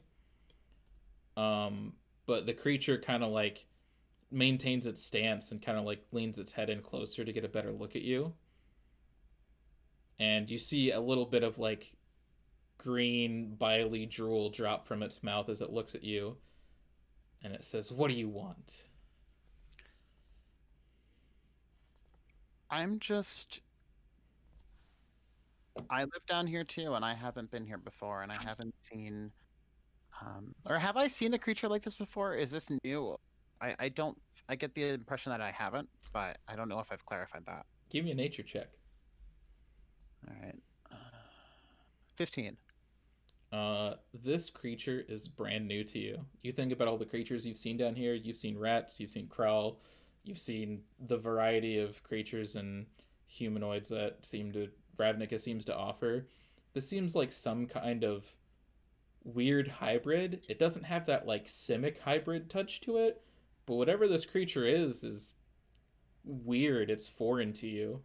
It's new, and whatever vibration feeling it's giving off, you have no idea what it is. It's natural, but not quite.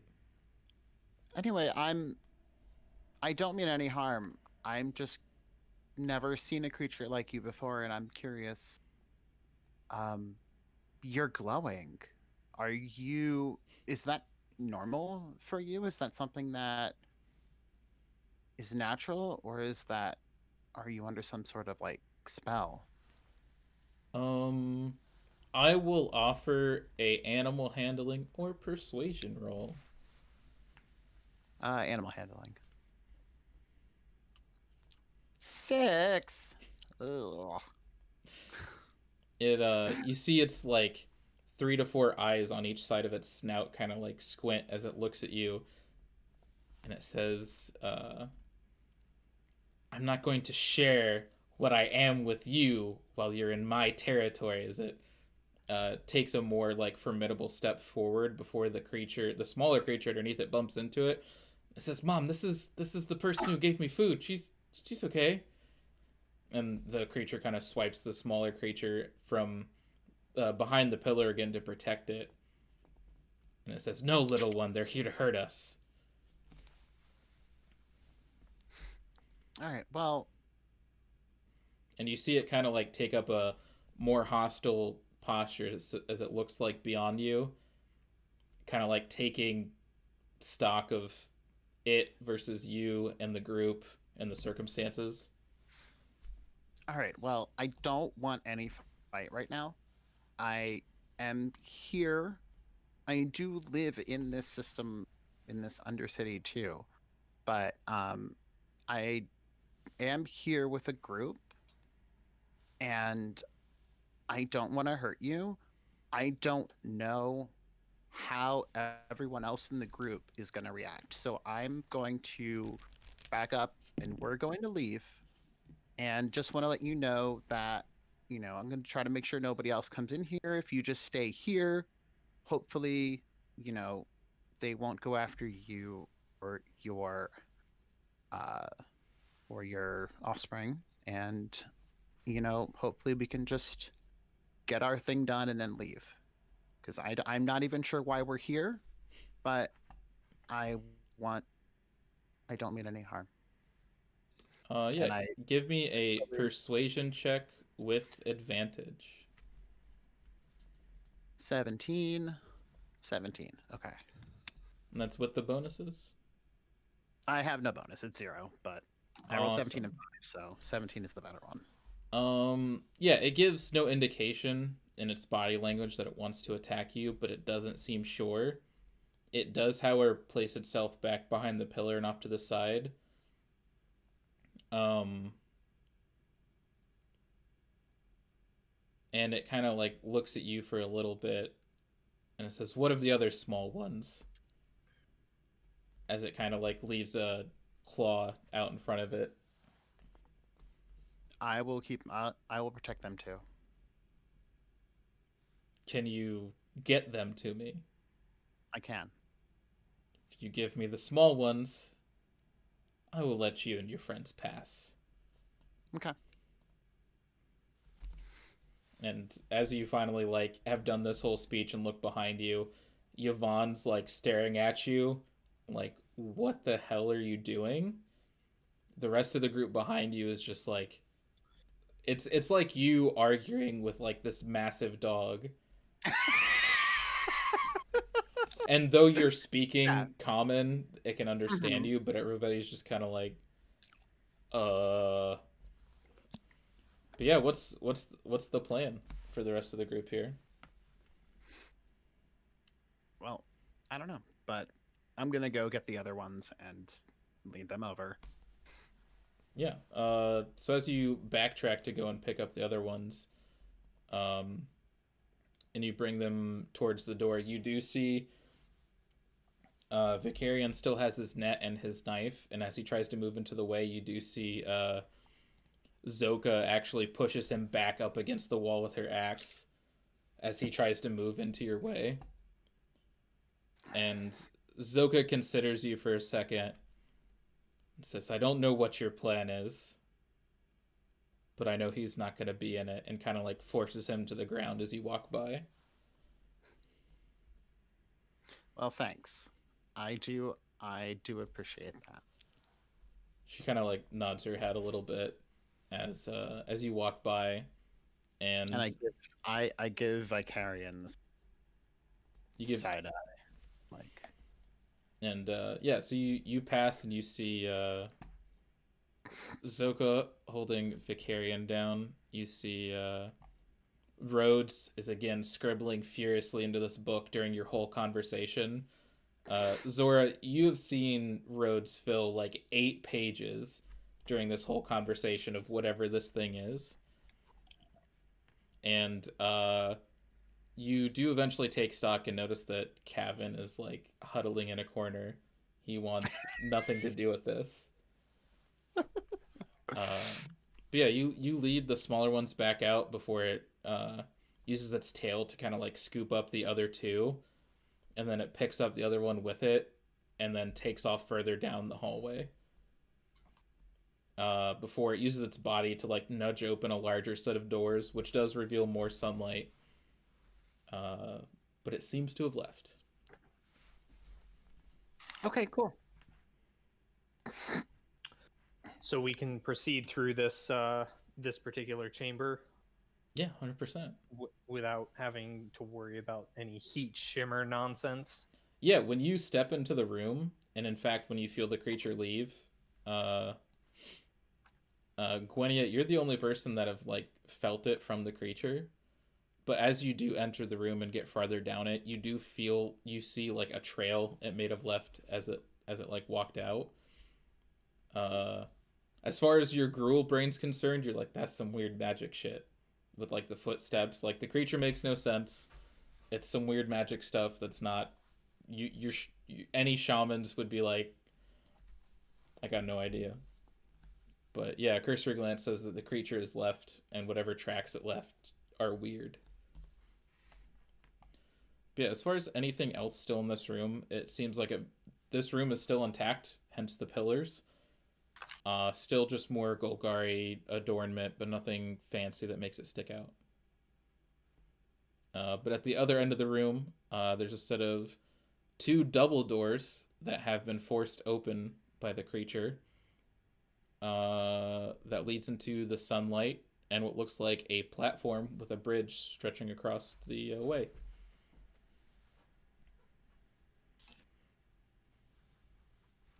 So, what would you like to do? What is Yvonne doing right now after we've walked into the room and after Gwenia's been discussing with the dog-like animals? What's Yvonne been doing this whole time? Yvonne was kind of like leaning against the wall, casually observing everything going on. You saw her smirk a couple of times as like things seemed successful. And as the dog left off and you guys enter the room, she's like, well, it Mostly seems mostly like... just watching though. Yeah. She says, well, it seems like a couple of recruits don't get eaten today.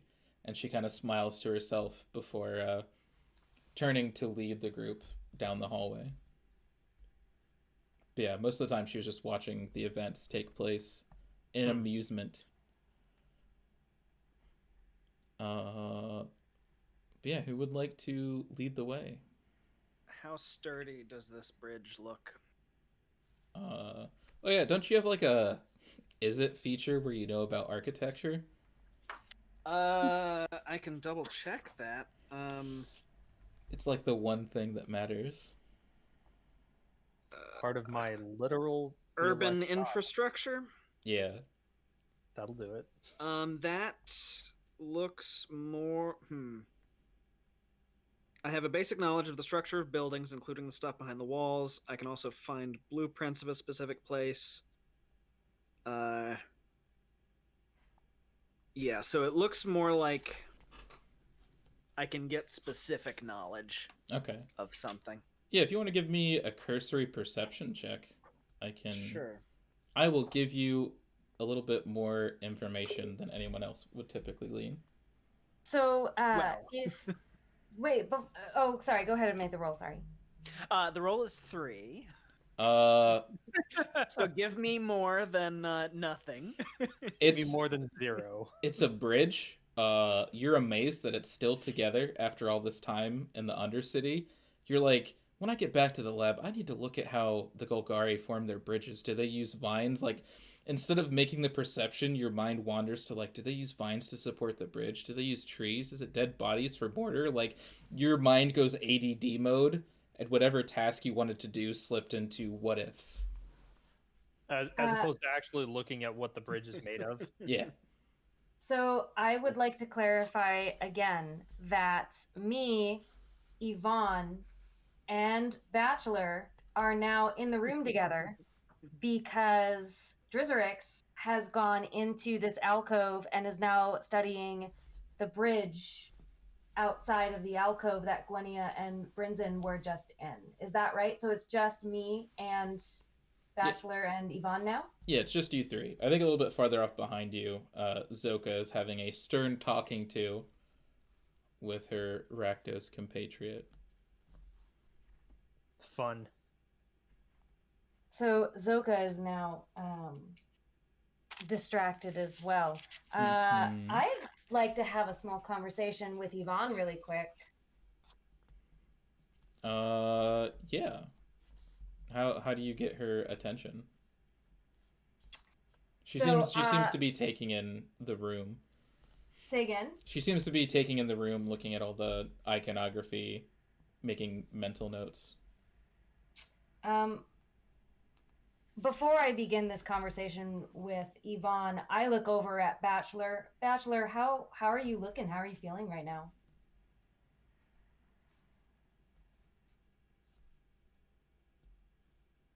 Is that my answer?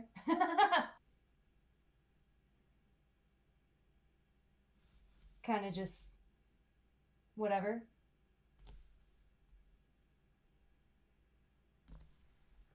Is that the case, Alex? Just keeping watch over everything. Oh, I'm really sorry. I didn't hear my name at any point. Oh Yeah. no, I said Bachelor. Sorry. Oh, I'm sorry. That's okay.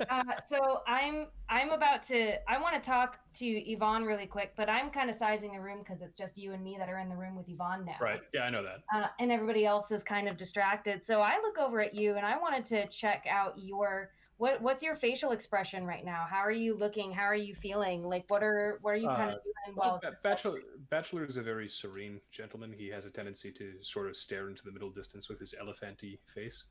About the most you notice is that his nose tends to prickle up whenever there's a little bit of a waft of air. You get the idea that he might have a very sensitive sense of smell, and there's a lot of things down here that don't really agree with his olfactory sensibilities. Would you say that his olfactory sensibilities are acting up right now, or would you say that he's pretty normal? Not to the point where the air is, offensive, but it's definitely impolite. I think might be the correct emotion.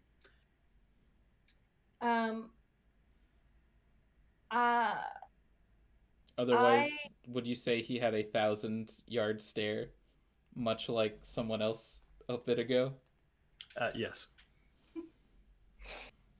He's a very absorb things as they come type guy. Yeah. I'd like to ask Bachelor. Hey, Bachelor. Yes, friend Zora. You can probably smell a lot of things in this dungeon with that nose of yours, I bet.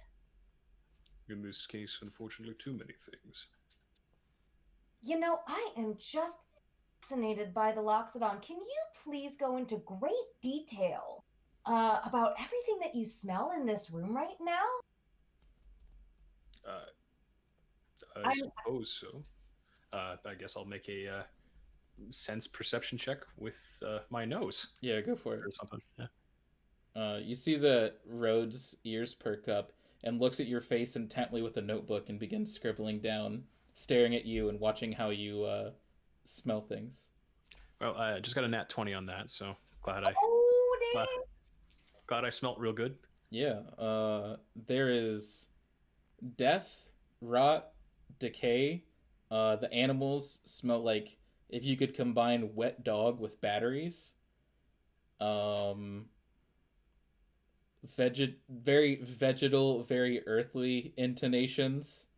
If this building were a fine wine, you would not like it. That's the best I got. Overall, it is a bit like someone left a midden heap for the cold and the stone to overtake over the course of a century, and then let a wet dog run through it. Interesting. You know, I would like to hear just all of the smells. You know, what smells are coming from over in that larger room that we just came from? Or maybe you smell some things from the room that Gwynia and Brinzen are in right now? I would very much like for you to just go into great detail and turn your back as you discuss all of the wonderful smells that you smell right now. I would like to make an insight roll into Zora's need to have me describe smells. Yeah, make an insight check. Zora, make a deception check. As they will oppose one another. It's a 20 for me. I'm making a what now? A deception check? Yeah. Oh shit, that's really high. Okay, 23. Holy shit, she beat you. You're like absolutely. She seems pretty forthright, but maybe she's one of those people who are good at her jobs and not at speaking. And you're like, maybe it's just like a weird tick. I'm gonna walk over to the hallway that we came in from and smell around there and just start stream of consciousness describing all of the notes.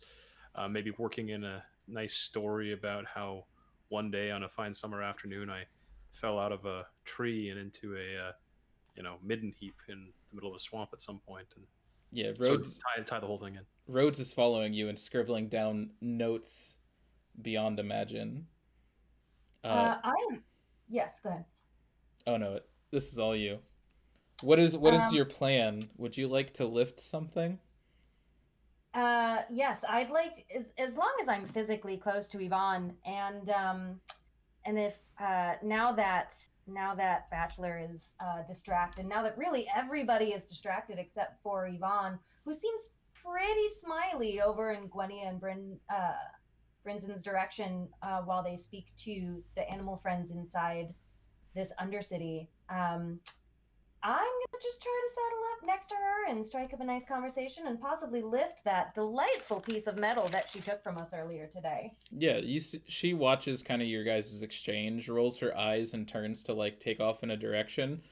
You could make a sleight of hand check if you would like to attempt to. That would be your opportune moment. You're like she's turning to go head off in a direction. Sleight of hand. So that's that. So the 15. Yeah, so as she takes off in the other direction, you kind of like do that bump into her where like, oh, I got too close to you, but you're like following her because you're the teacher's pet. You manage to get your hands in and get your hands around a metallic object, and you're pretty sure you can pocket the broken key rune. Perfect. And she kind of, as you bump into her, she's like, all right, I know you like me and all, but keep your distance. So she kind of readjusts her bag and walks further down the hallway. Oh my god! I am so sorry, Yvonne. Pardon me. I should. You know these clumsy runes. I tripped over my own feet. Right? I hope you're okay. Bachelor, come back. Yeah. So. Yes, Frenzor. Did I describe enough smells for you? Bachelor, you have the. I mean, that is just fascinating. Wouldn't you, Rhodes? Rhodes, asking Rhodes if he found everything that he said that Bachelor said fascinating. Rhodes says, I found some very interesting things. I will, however, say, use they if possible, and makes a nod, puts the book away, and walks off past you. They seem very interested in writing down almost everything. Do you think they might be a Demir spy? Rhodes calls off behind them, just a Simic scientist, and does one of those like backwards hand waves. I am even more suspicious now. I mean, to be fair, if they are a spy, then who's our Simic person? I don't. Yeah. It is an excellent point. I hadn't considered Drizerix. I'm not Drizerix. I'm Gwenia. Oh, I'm so sorry, Gwenia. I'm watching the stream. Can't see who's talking. Apologies. We're getting there. Yeah. So if everybody files back into the room here, this looks like a entrance or exit. You're not sure because Golgari architecture is fantastic. I'm sure Drizerix would tell you more if they were not deep in thought about the possible architectural uses. So who's been in this room for a while?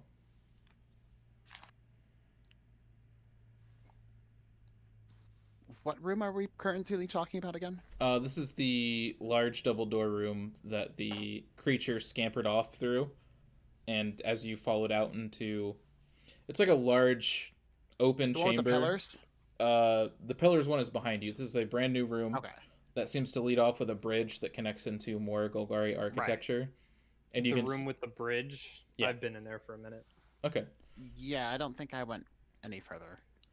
I'm gonna chase after Brinzen and Gwenia super lightly and just go off into a jog. And now that I've gotten what I needed from Yvonne, I'm just gonna casually make my way with the rest of the group towards this bridge. Yeah, as you catch up, and the rest of the group catches up to Brinzen, you kind of follow your way across the bridge a little bit. When you peer off the side, and you notice a bunch of little like figures that's so far away that like they're not quite ants, but they are figures. You can kind of make them out as people, and they seem to be picking over some type of stuff in the ruins. Uh, the only reason they stick out is because they're not wearing green colors. They're wearing something that's decidedly not green, and they stick out like a sore thumb in the area. But they all seem to be picking through ruins and vines and are possibly investigating something. And this would be down off of the bridge. Who sees it? Do we all see it? As Brenzen's been around the longest, as you're kind of taking in the room, you finally notice, oh, there's like people down there. There's people down there. Approximately how far down is it from where we are? You're pushing like a couple 100 feet. This Okay. is that picture of like the Golgari. There's like the bridges that trail off. There's the palaces that are upside down, built into the ceiling, and down Right. underneath it, there's like more rubble and ruins. Okay. And just to clarify, the room that this bridge is in, there is some sunlight. So was this like half underground, half not? Is this completely underground? Is this out of the ruins that we're currently in, like kind of like a Still cradle? ruined with holes in the ceiling type deal. Mm-hmm. This is half. You're in half part of the building, exiting out of the building into what would be a Okay. bridge structure in the Undercity city. Does the bridge lead to more city, or does the bridge lead out of what we're in right now? It leads out of where you're going into what looks like more of a crossroads into possibly more city. But not Undercity. This is the Undercity. You are in the Undercity. So it would lead to more Undercity. Yeah, the outskirts of it. This Okay. seems to be more of the ancient stuff that they're trying to clear and secure for things like your mission was. I would like to talk to Yvonne for a minute. Yeah, you guys kind of walk next to each other. I'm side-eyeing Gwenia and Yvonne right now because I recognize that they're both part of Golgari. Yeah. What's up? What is I that? would like to slowly cross the bridge and test each footstep before I put my full weight on it. Definitely. Yeah.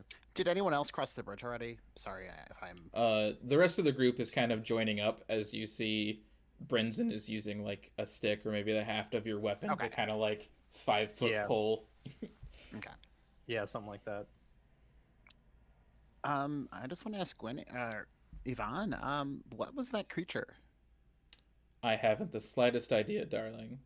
Whatever it is, it seems strange, and I, for one, am glad to not have to get my hands dirty.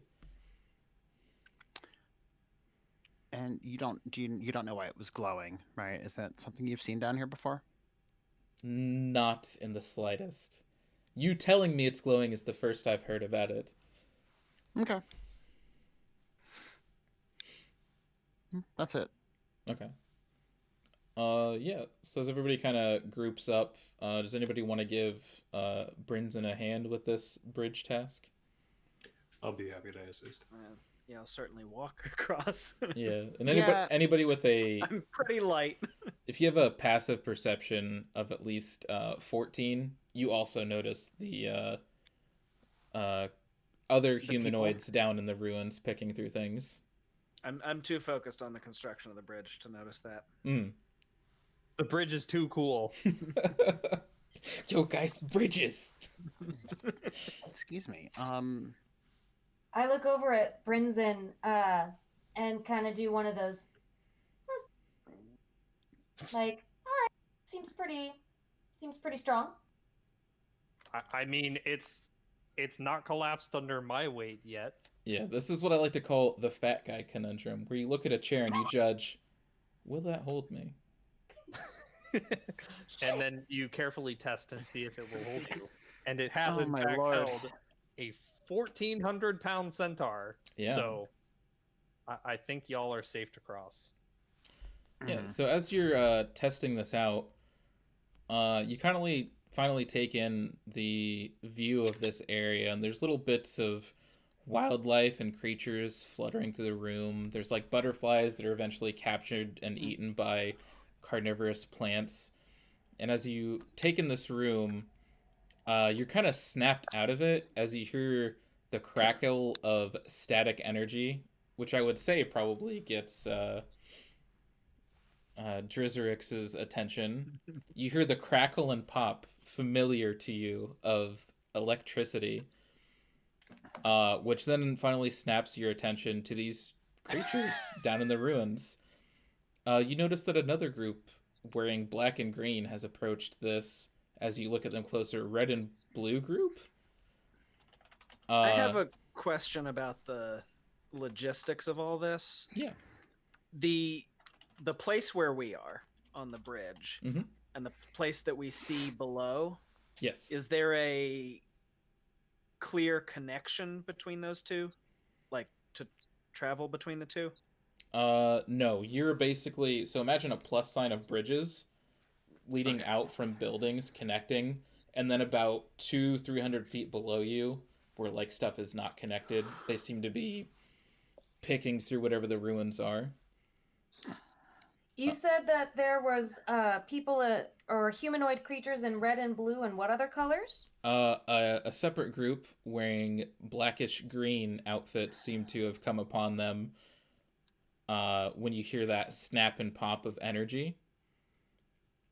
And they seem to be like, you see one of them shouting about something. It's kind of like hard to hear over the distance. But So you the electricity is coming from the presumed salvage party. yeah, you see one of them pulls out like a little stick that has like this snap and crackle of energy at the end of it. Okay. As like some type of warning to the other group. You're not sure. Before another figure in red, blue, and gold steps out from the side, and you see that figure like point towards the other people, and you see them lower their weapons as they're discussing, and the other figure kind of like wades through the group of red and blue and begins discussing something that's going on. When you see more shouting, more discussing going on, and a couple of people from the back seem to now pull out spears and swords, and now they seem to be at each other's odds again as they argue about something. When you start to feel your hair stand on end of your arms and legs, or everywhere if you're a centaur, I guess, like, you know when you pull something fresh out of the dryer? It's like that, but all over. And a couple of lightning blasts are shot out from the group. A couple of spears and arrows are shot and thrown from the other group. And you kind of like watch transfixed. Like even Yvonne kind of like peers over and sees this little skirmish happening. And you notice that the black and green group appears to be overtaking the red and blue. Before you see the red, blue, and gold figure, your hair that's standing on end immediately stops, and you see them like hold up their arm, and this just, it feels like thunder but without sound, as this beam of light just cuts across the front of them, and he basically chops down the opposing group. But at the same time, that same energy that was pulled through also cuts out the pillar from beneath the bridge, as you can feel the bridge underneath all of you ka-chunk and drop a little bit lower and start to dip to one side. I would like to run much faster towards the other side of the bridge. Yeah, so I would need some athletic or acrobatics checks from everybody involved. I can do that, yeah. Acrobatics 13. Acrobatics 12. Ooh. Acrobatics 20. Okay. Athletics 11. All right. Drizzix, what you got? You're muted, You're on mute. Ozzy. 7. 7. Okay. Nice. This is like that scene with the bridge of Khazad-dûm where everybody's running along the bridge and it starts to fall, and you immediately know your body's telling you, I cannot make that distance. I will not reach it. So you decide to brace instead. And the bridge begins to sway to the side. So the bridge kind of free falls for a bit before crashing into the ground. Based on these rolls, everybody is unconscious except for Zora, it seems. Nice. Ooh. So I am now down below with everybody unconscious, and I am amongst the group that was below us with the red and the blue and the black and the green. Yes, you've crashed through this rubble, and you can feel like you're... you feel awake, and you feel very hurt, like you're gonna pass out just from the pain in a second. But because of the way you kind of like contorted your body and saved yourself from the fall, you get some special information before you pass out. Okay. So yeah, as the arcane blast knocks loose the mortar and vines and the bridge crumbles and crashes to the floor, you do happen to see the entire group. You see Golgari symbolism on their robes. They are cut in half as if they've been melted. It's magic you've never seen before. And just before you pass out, you see a human man in red and blue robes, gold trim, with a brass object on his arm, salt and pepper hair, and a dragon tattoo on his coiled around his right arm. He sees you, makes eye contact before your eyes flutter closed, and you hear him shout at something to the people behind him before you pass out. We don't hear what he shouted. No. Most of us are already unconscious. It sounded like orders, like, get everybody out of here before somebody finds us, like, something like that. You do get kind of like fever dreamed memories. You recall maybe Golgari like rot farmers, or maybe somebody picking through the ruins found you and followed the crash. You remember being carried somewhere. But we're gonna start with let's pick Bachelor. You wake up in a dark room, laying on like a very rudimentary cot. You feel like you feel bruised all over. The wind was knocked out of you. A little bit of light is coming in. But you're in a cell with like bars, and some figure is standing arms crossed out in front of it. I'd like to slowly roll myself into a sitting position on my cot. Yeah, your vision swims for a little bit. You feel very woozy and lightheaded. Is the person in front of my cot wearing anything that's notable, visible, or otherwise denotative of who they are?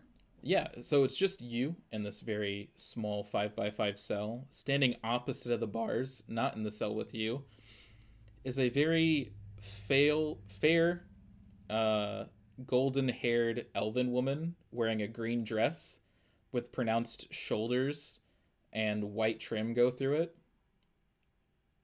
Give me a guild knowledge roll. Is that associated with a skill or Yeah, we're using religion for guild knowledge. Sounds good.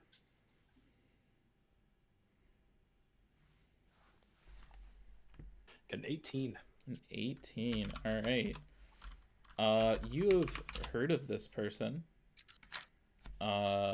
This elven woman is adorned in Selesnya regalia.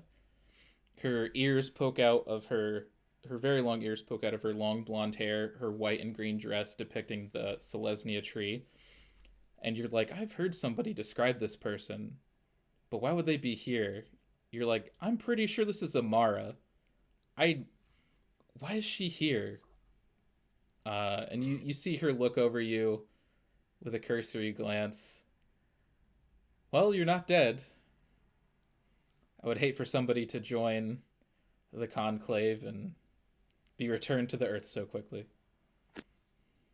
A fate I will work studiously to avoid. Forgive me, but are you not Lady Amara?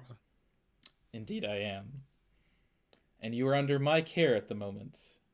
The Boros and the Azorius get to fight over who and what happened, but the Boros get to decide where you currently reside, which is in their prison.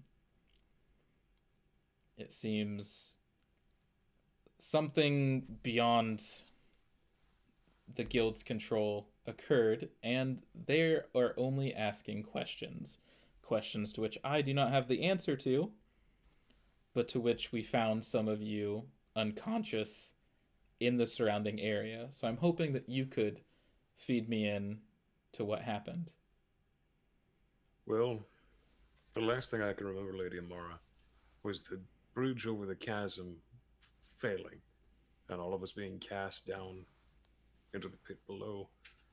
There were some noises, some explosions, and frankly, I passed out as soon as I hit the bottom. She like scrutinizes you. You feel like she's studying you over as if whatever you're saying is false. Before she finally dips her head and says, "Well, I'm glad you're alive, but we will definitely have to discuss this further when you're in much better condition. I will do my best to ensure that the Boros do not treat you too unfairly." And I appreciate any help or support.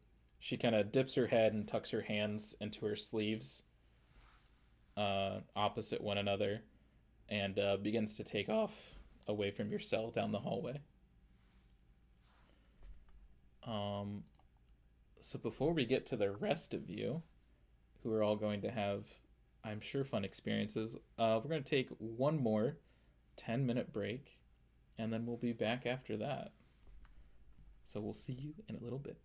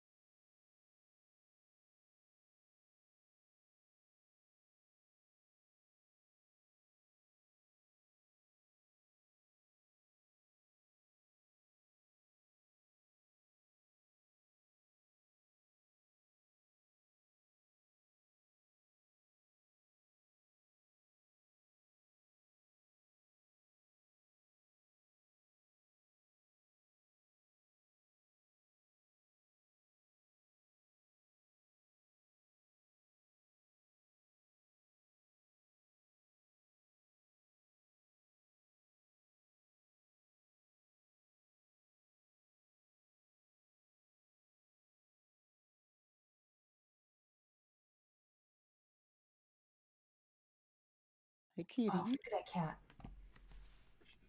All right, the cat is playing the game now. The cat is the player. Heavy. Cat heavy has to make all the song. rolls. Mm. All right, Look so at this cat. Oh, me and Marty are real jealous right now. Marty's behind me. I don't know if you can see him. This is Griff. Hey, there he is. get cat break. Mhm. All right. All right, I was so gonna be my own cat. it seems Ha! Be the cat you wish to see in the world.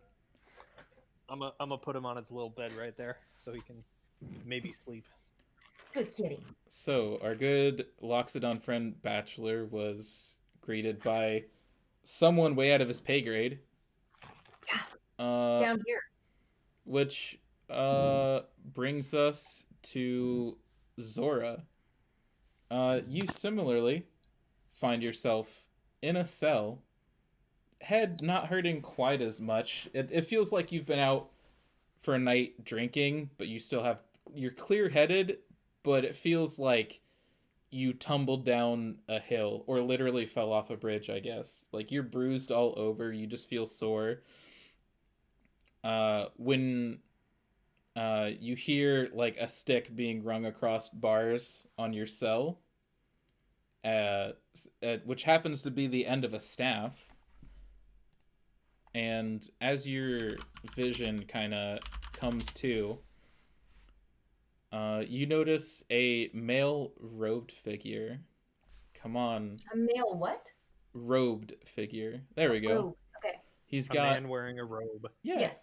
That kind of cuts off at the waist and has like brown leather pants, brown boots, has a backpack on and is wearing some Orzhov insignia.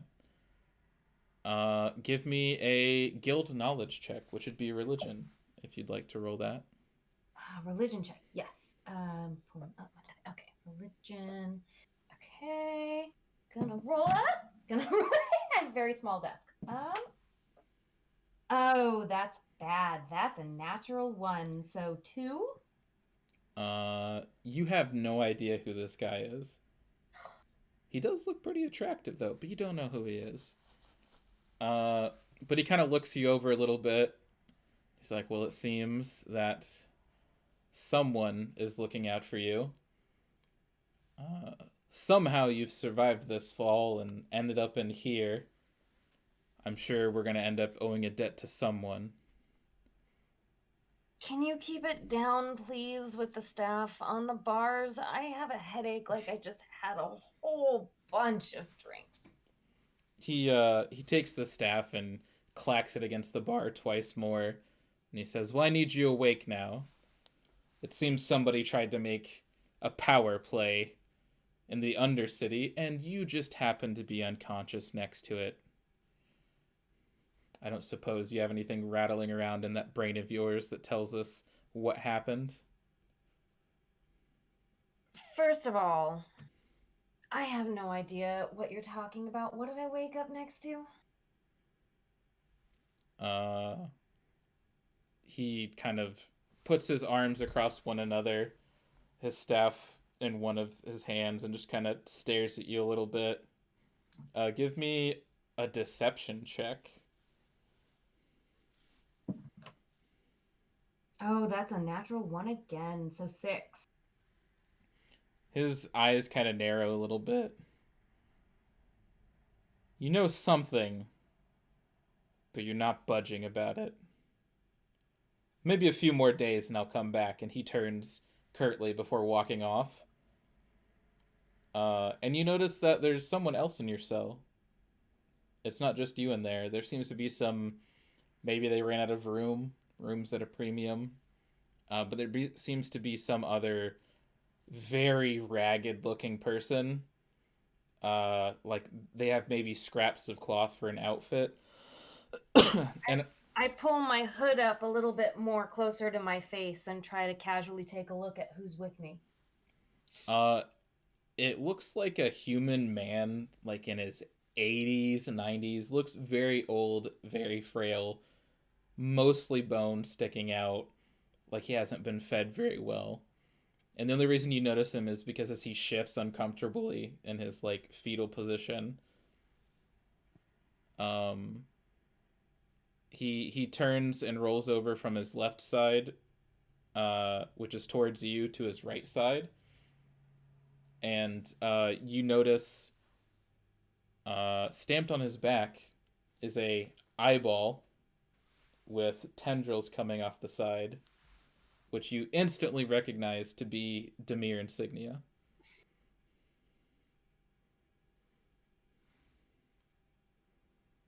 And That's the only thing that makes me want to talk to this man right now. you hear him cough, and you hear somewhere in that cough, you could have swore he said agent instead of coughing.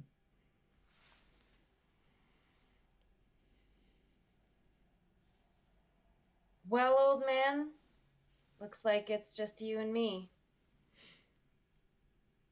And you hear him cough a little bit more before, not an old man's voice, but a woman's voice comes from his direction and says, "Yes, it's just you and me." So what did you see? there? Oh, we have many names. As you know, names can be used against us. And the male figure kind of shifts its shoulders and kind of addresses you more clearly. So, agent, what did you see?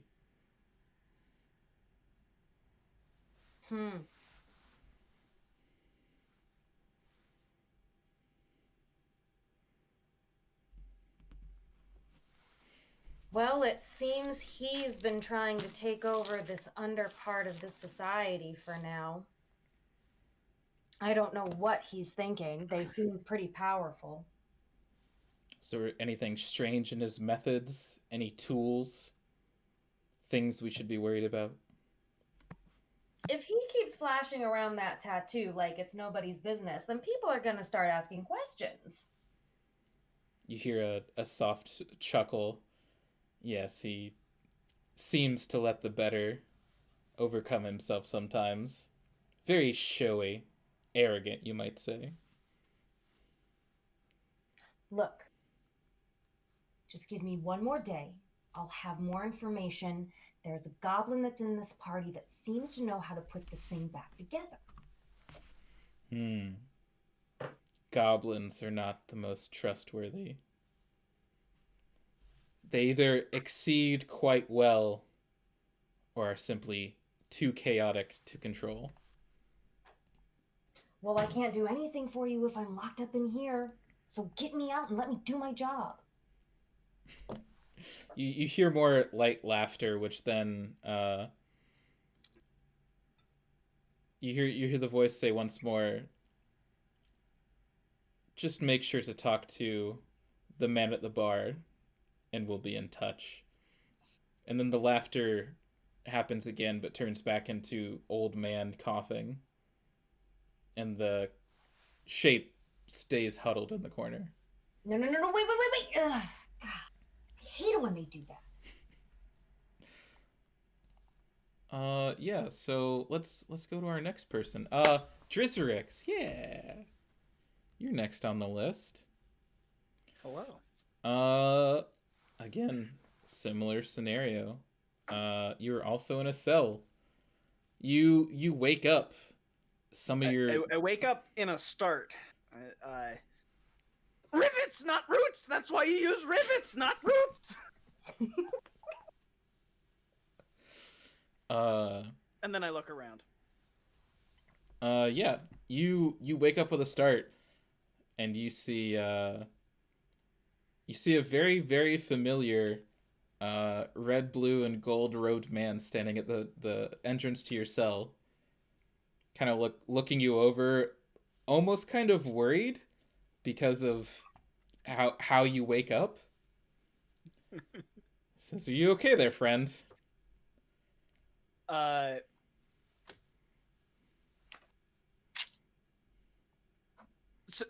Question.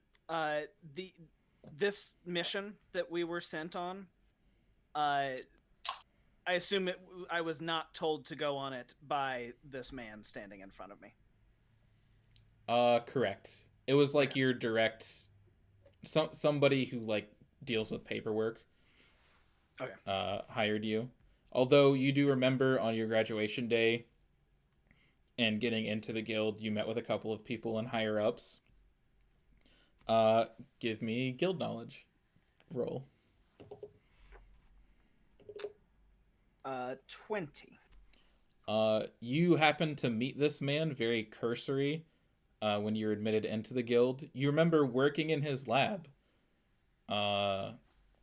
This is Raul Zarek. And he is standing in front of your cell, his arms crossed. A thing that you've never seen him have before. There seems to be some type of golden brass container on his back, as if he's wearing it like a backpack. And his Mizium apparatus that he uses to cast spells is still fastened to his arm. As he kind of like looks you over strangely. It's like, well, you're alive, and that's something to be glad for. Master Zarek, there was a big disaster. He kind of A like giant collapse in the Undercity. I see. And what exactly do you know about this? As he scratches the side of his head. I have no idea. 1 minute we were walking around. There were smells and there were strange creatures, and then all of a sudden I look up. There are people, and then there's a loud noise. No, there was no noise. There's a big light, and we're falling, and then I'm here.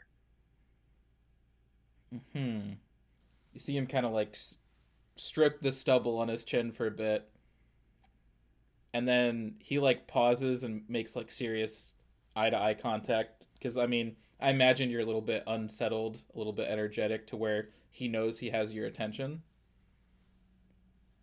What would you say to coming back to the lab? I know they kicked you out. I thought it was wrong. You had some good ideas. You always have good ideas. I would really, it would be an honor to come back and work on some of those ideas. Well, tell you what, buddy. And he kind of like leans into the bars a little bit. How about, let's say whatever you saw in there, you just keep that between you and I'll see what I can do about getting you back into the lab.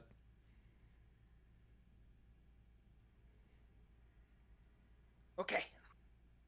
He makes like a hesitant like nod at you. It's like I'm gonna go now, and just takes off. I'll be back. All right. Brinson, surprisingly, you are not in a cell. Who knew that it would be difficult to cram a centaur into a cell? Who would have thought? You are in the Boros equivalent of if a paddock could be a cell. So it's like the original Spider-Man when they lower the cage down over the wrestling ring. Sure. And again, same delirium, same slow wake up. And there is, surprise, a person waiting to speak to you as well. This person just so also happens to be a centaur. She is wearing, wow, for lack of a better description, she has like a tube top situation with bones and spines all over it. She has fuzzy arm bands also covered with bones, and even the rest of the clothes along her body is like just bones, skulls, teeth, adornments, and you hear her rattle a little bit as she sets her staff up next to her, which is the head of a very large boar, also adorned with bones, and looks down at you. Seems you've been in some trouble, huh? That would appear to be the case. It looks like the guilds are rattling the hive. Someone's trying to get power somewhere, and we're caught in the middle of it. It seems This like... isn't what I signed up for. Not a politician. No, it is not. You know it's hard enough trying to keep things in order with the Gruul. True. The guildmaster has his hands full keeping infighting down to a minimum. It's... I don't know. I've been questioned thoroughly by all of the higher-ups in the other guilds, but somehow I managed to secure a way to speak with you, just you and I. I think both you and I can be honest with one another. Do you even know what's happening? This just seems more like Rakdos nonsense to me. I saw blue cloaks and I saw black cloaks on two different groups. That's all I can remember. Well, I have secured for your release at a future time, but it seems that they wish to speak with all of you, or remains of all of you. Seems some of you didn't make it. Could you elaborate? Yes. What do you mean? It seems that they got a goblin, one of those Loxodons, I think some hooded lady, you obviously, and I think some kind of elf. Anyone else they tried to pick out of the wreckage seemed to be squashed, broken, already dead. They're dead? Grizzly. But that is the circle of life, I believe, is the So be it. Golgari would say. But like I said, I've secured... They'll be put to a different use, I suppose. Indeed. I hope the humans up there enjoy eating their lunch for the next few weeks, and kind of raises an eyebrow. Like I said, I've secured your release, but it seems they want to talk here to all of you. So keep your spirits up, and I'll see you in a few days. And she begins to clippity-clop her way out. Very well. If you don't know who that is, you can make a guild knowledge roll if you like. Am I allowed to just know?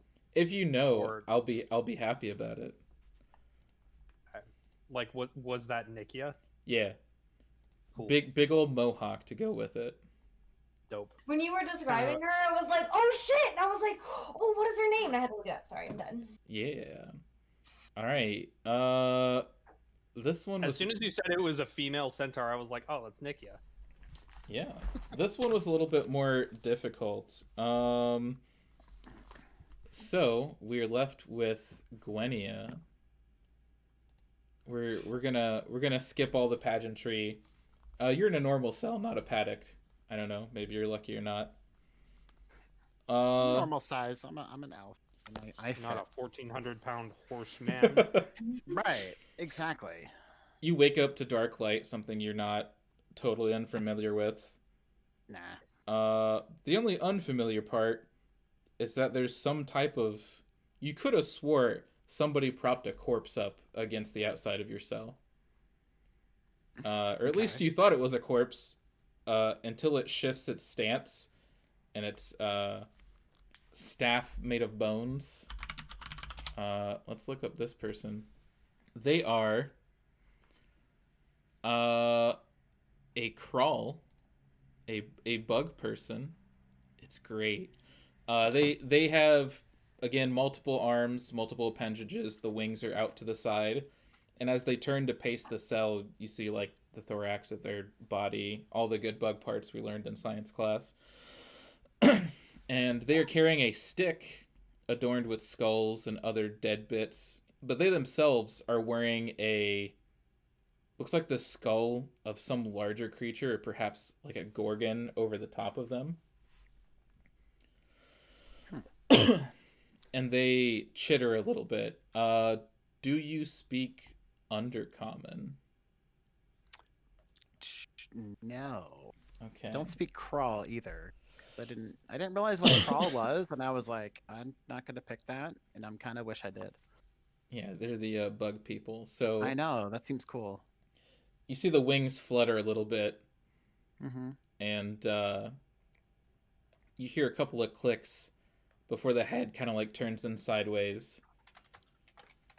So you're not food after all.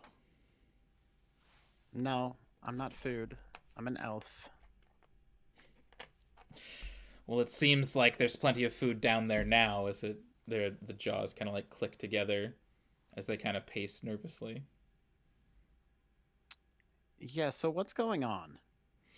That's what I was hoping you could tell me. All we were left with is bodies, and as many questions as there are bodies.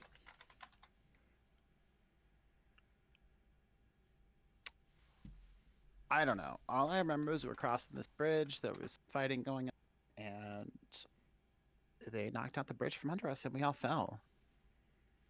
And so you see the figure stop when you say that, and its wings flutter a little bit on its back. So there were intruders in the Undercity, as it kind of like faces you and stares a little bit more intently. Yeah, I guess so. I'm not. They were wearing like red and blue robes, being fought off by some green and black, which I presume were Golgari. Yes, we recovered many pieces of our brethren, but we will not rest until we find out who did it and repay them in kind. You can also give me a guild knowledge check if you want to find out who this person is. 17? Oh boy. All right. You remember how I was telling you about the Okran and that old word matka? Yes. Mm-hmm. When you see this person, you remember matka. This is a high priest. This is Mazarek. He is a Golgari death priest. Mm-hmm. And so he chitters a little bit, thinking, well, if you know who did this, they're going to want to ask you directly. If you can make sure that information comes to me and not to them, we can get on that task right away. Well, how am I supposed to find out that information if I am here, locked up in this cage? It seems they wish to talk to all of you that are left. What do you mean that are left? It seems a few of you were crushed and killed in the escape, if that's truly what happened. Or maybe some of them just died, who knows? Well, what happened to there was this lady leaving us. Yvonne. Yes. Yvonne has been returned to the earth. It seems she also had a trinket on her that no longer is there. A box? Yes. Where's the box? Oh, the box was there. What was it within was not. Oh, well, I want the box. Can I get the box?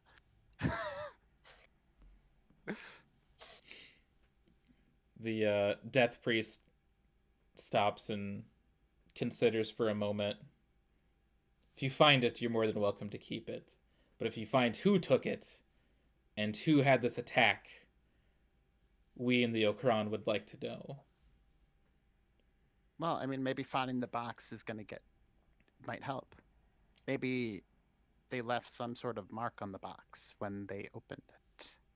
Because I know that we opened it and we saw the gadget inside, but like didn't really do anything for us. But perhaps someone else, it was kind of hard to open for us, so maybe they would have left some sort of mark. The priest kind of like turns a little bit more inquisitive. So they found what was inside, and it was broken. Yeah, it was broken. It didn't work. You see, it's hard to read the body language of a bug, but they seem slightly relieved at like they don't have whatever that working object was. And they said, well, Yeah.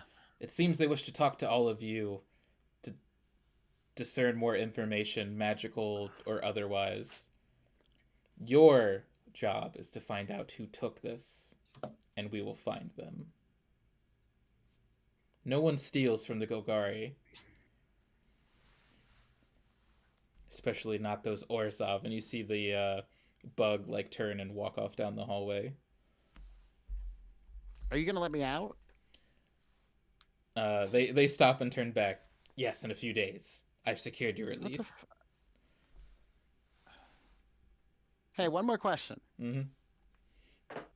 That annoying little elf with the paint on his face. Did he make it? No. Ugh, he was cute. All of our NPCs, I think, Aw. unless otherwise. All right. Well, thank you, Mazarek. Yeah, so a few days pass as you're given time. Long rest. Yeah, long rest. You're all back to full hit points. You're not Cool. dead. I'm not dead, but I really want to go to the bar because I am thirsty. Are we question for Joel about the thing for spell? Can we? Are we set? Are we stuck with our cantrips the whole time for a spellcaster, or can we change them on like a long rest or something? You pick your cantrips when you make your class. Mm-hmm. I will give you the option to change whatever you want until 3rd level. Okay. So if you're like, oh, I don't like this, or I want to pick something different, you can switch out and swap things if you like, until you find something that you do enjoy. But yeah, your cantrips are always ready. So if you want to switch out your spells, look at all that stuff, you can do that. Okay. Cool. Yeah, I played before you could switch like one cantrip on a long rest or something, but that's cool. Just so I know. Thank you. Yeah. Okay, so after a few days of good old solitary confinement, each of you are escorted out of this prison by 2 Boros friends for each of you. You're all kept in manacles and horse manacles. I'm not going to think about it too hard, okay? It's fine. Fine. Before We all of can you skip are... past that. Yeah. All of you are escorted down the guild promenade all the way to the building of the guild pact, where you are escorted upstairs into the hearing hall, where usually the living guild pact holds discussions and doles out information. But as you get there is no guild pact. You see the same people who greeted you at your cells, plus 1 additional person. You see a woman adorned in plate mail and chain armor of Azorius colors. I will give you this freebie. She introduces herself as Lavinia. She addresses each one of you in kind. It seems that the Golgari have had intruders in the Undercity. It seems that someone, as she nods over to Raoul standing there, was allowed permission to investigate on their behalf, and someone did not honor their agreement. A fight took place, and some people were harmed in the midst of it. And you see Mazarek kind of like chitter and snap in the direction of Raoul. And she kind of like holds up a hand to stop him. Whatever the case, be there truth to it or not, it has been the council's decision, in order to keep the power between guilds fair, to keep you together. You're the only people who know of this, who have lived. It seems that whatever Izzet personnel were left were dealt with to appease the Golgari. Many were lost on both sides. But we have deemed you to be a task force to carry out an investigation per the requirement of the council here. Maybe someone's not being truthful. Maybe somebody is. But in order to remain completely impartial, you will all report to us. Should you choose not to report on time to council meetings, forces will be dispatched to apprehend you and be dealt with accordingly. And then she pulls out a piece of paper from her pocket and places it on a table in front of you. This is the accord that we have drummed up. You can choose to follow these rules or follow the fates of the Izzet scientists who are part of Raoul's group. And she also succinctly places a pen next to the sheet of paper. You may choose to cooperate and work on our behalf, and also the behalf of the city of Ravnica, or you may not. And she motions out in front of you for you to make your choice.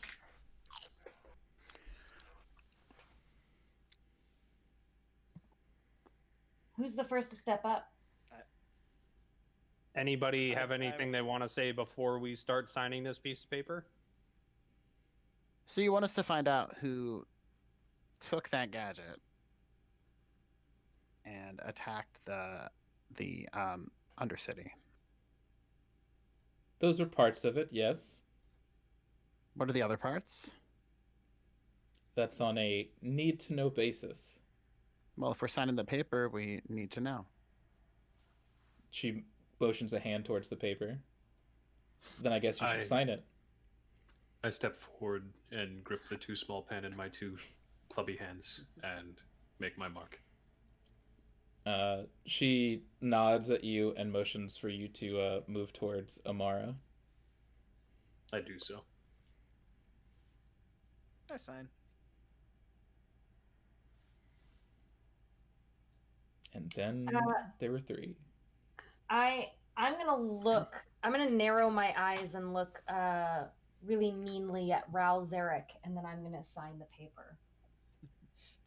He kind of gives like a cavalier chuckle when you stare at him.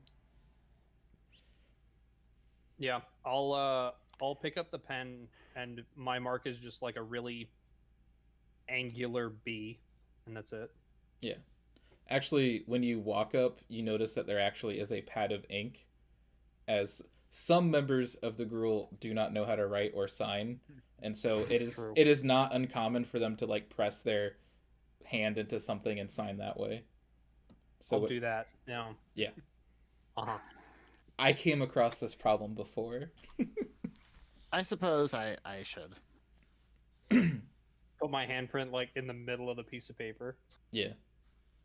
I just kind of I see what Brinson does and I do it too, even though I don't need to. Just put my elf hand down on the paper.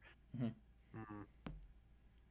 She kind of like looks over it disdainfully at the like handprints and picks it up and hands it over to a what you could assume as another low-level Azorius lawyer, and says, "Make copies of it in triplicate. I'm sure it'll be just fine with all the handprints over it." And he kind of like grabs it, stuffs it in, and like just hustles away out as you hear his footsteps slowly leave the area. Who took the piece of paper away? A Azorius nerd. little Azorius An paper Azorius pusher. nerd. Okay, Yeah. Yeah. got it. Azorius nerd. Got it. Okay. Azorius lawyer nerd. And then Lavinia addresses you again. We have our own sources looking in on some of the people behind this. We're waiting for some of those leads to turn up. Until then, I will give you your first task. And that task is for you to return here in 1 week's time. If you return, we'll know you're serious and that you can be trusted. If you're not back within a week, we will find you. And she does the flitting hand motion for you to make your way to leave. You're free to go. Can you repeat that one more time, Joel? Yeah, so you basically have a week to yourself to return to these chambers. If you come back within a week on time when they request, they'll know that you're serious and they can continue forward. You get the sense that you basically have a week for them to watch you, and based on whatever your actions may be, this is like their background check for a week.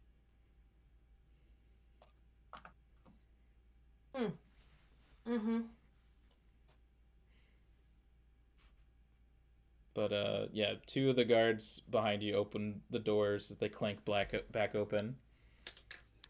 You are free to leave and go home, do whatever you wish for a week. So, I'll walk out right away and just head home and Yeah. come back. Yeah. I don't really have much to do. Yeah, I think we're done here. Yeah. Let's get the hell out of here. So as you guys All these leave, lawyers make me nervous.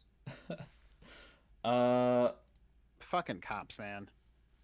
yeah. So that's actually where we're gonna put a pin in it, and we'll come back after that week. Dope. Off stream, I'll talk to you guys about what you want to do with your week of downtime. We'll figure out how XP works behind the scenes and all that stuff. Mm-hmm. But after literally throwing you off a bridge, we'll figure out how to get you guys to work together. Yeah. And then we'll come back in, what is it, 2 weeks actually? Yeah, we'll be back here in 2 weeks Yeah. to Yeah. 2 play- weeks real time, 1 week of game time. Yeah. Yeah, so Right. we'll hang out, see what happens, figure out what people did with their week of time, catch everybody back up, and figure out where the mystery goes from here. So thanks to everybody who was here and watching. Thanks again to Chase for rating. Also, if you see him in the Twitterverse, tell ALK thank you for the overlay. He did all this work. This overlay is sick, by the way. The overlay's so really good. cool. When I went on a bathroom break, I pulled up the Twitch on my phone and I looked at it and was like, "Holy shit, that's cool!" I screen grabbed it and I already showed it. So cool. Yeah. It's absolutely gorgeous. Yeah, Over the it's top really good. good. So I would say maybe for him, say thank you for doing stuff, or tell him something really nice, or make like a $5 donation to a charity of your choice, and everyone will be happy involved. I appreciate everybody for watching.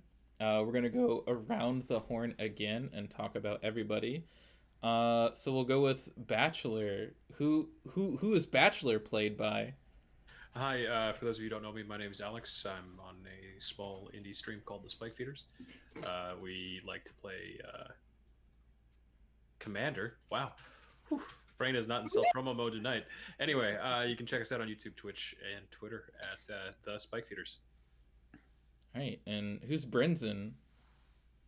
Hi, I'm Carson. You can mostly find me on Twitter at CMassive13, or helping moderate and manage a whole bunch of Discord servers.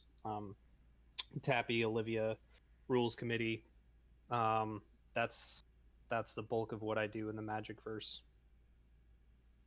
All right, cool. And Gwenia, who are you? What do you do? Hey y'all, I'm Anna Jane MTG. I am a Magic player and TCG player, streamer, I guess. I haven't streamed in a while, but I want to start doing that again soon. I have a competitive background in Magic, but I've been playing a lot more casually now and playing some EDH on stream with some of our friends here. Apparently, Carson wins 75% of the games against me, which is really annoying. We've only played 4 games. Well, 3 out of 4 is 75%, right? It's true, quick but math. it's a small Yeah. sample size. Maths. And yeah, and I'm actually want to start doing a Mardu cube, which I think the more I talk about, the more I'll convince myself to actually start doing it. So Do it. that's my next Yeah. like Do magic that. thing. So you can follow me on Twitter, Twitch, Instagram, all of them at AnnaJaneMTG.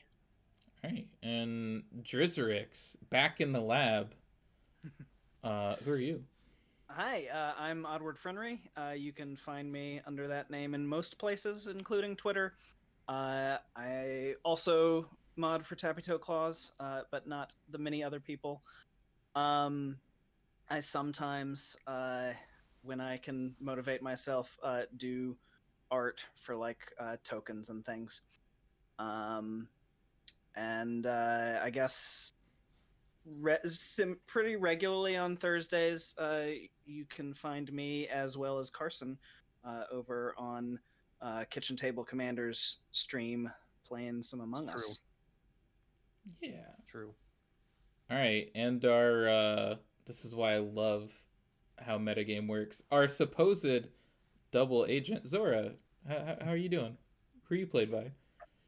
I am Stephanie. I am quad_9s. That's quad nines. You can find me on the Twitter and the Twitch. When you follow me on Twitter, you can join the Quad Squad, and we like to do positive things and make people feel good in the community. I am recently affiliated on Twitch, so if you want to follow me on Twitch, I do Magic the Gathering and other gaming streams. For Magic, I do Saturdays at 2 p.m. PST. We do casual commander games. And then I also like to do some retro gaming streams on the side. So also when you follow me, when you subscribe to my channel on Twitch, you get access to my emotes that are done by Inkland Customs, who is amazingly talented. So please come and hang out. And yeah, that's me. All right, cool. That's the cast. I'm Joel. Liaj Pies on Twitter. Follow me. I like watching the number go up, or watch here, or on my YouTube. Lots of stuff. I have a link tree. You have YouTube? Yeah, if you look at my link tree, I take all these VODs. I have my Monster of the Week game on my YouTube. I have a Twitch. I have a whole bunch of stuff. And if you missed it here or somebody told you about it, it'll be on my YouTube by sometime next week. I'll tweet about it. But thanks everybody for making time on this Sunday to play the game. We'll hang out again in 2 weeks, and we'll see you all there. So everybody stay safe, and we'll see you then. Bye. Bye. Bye, everybody.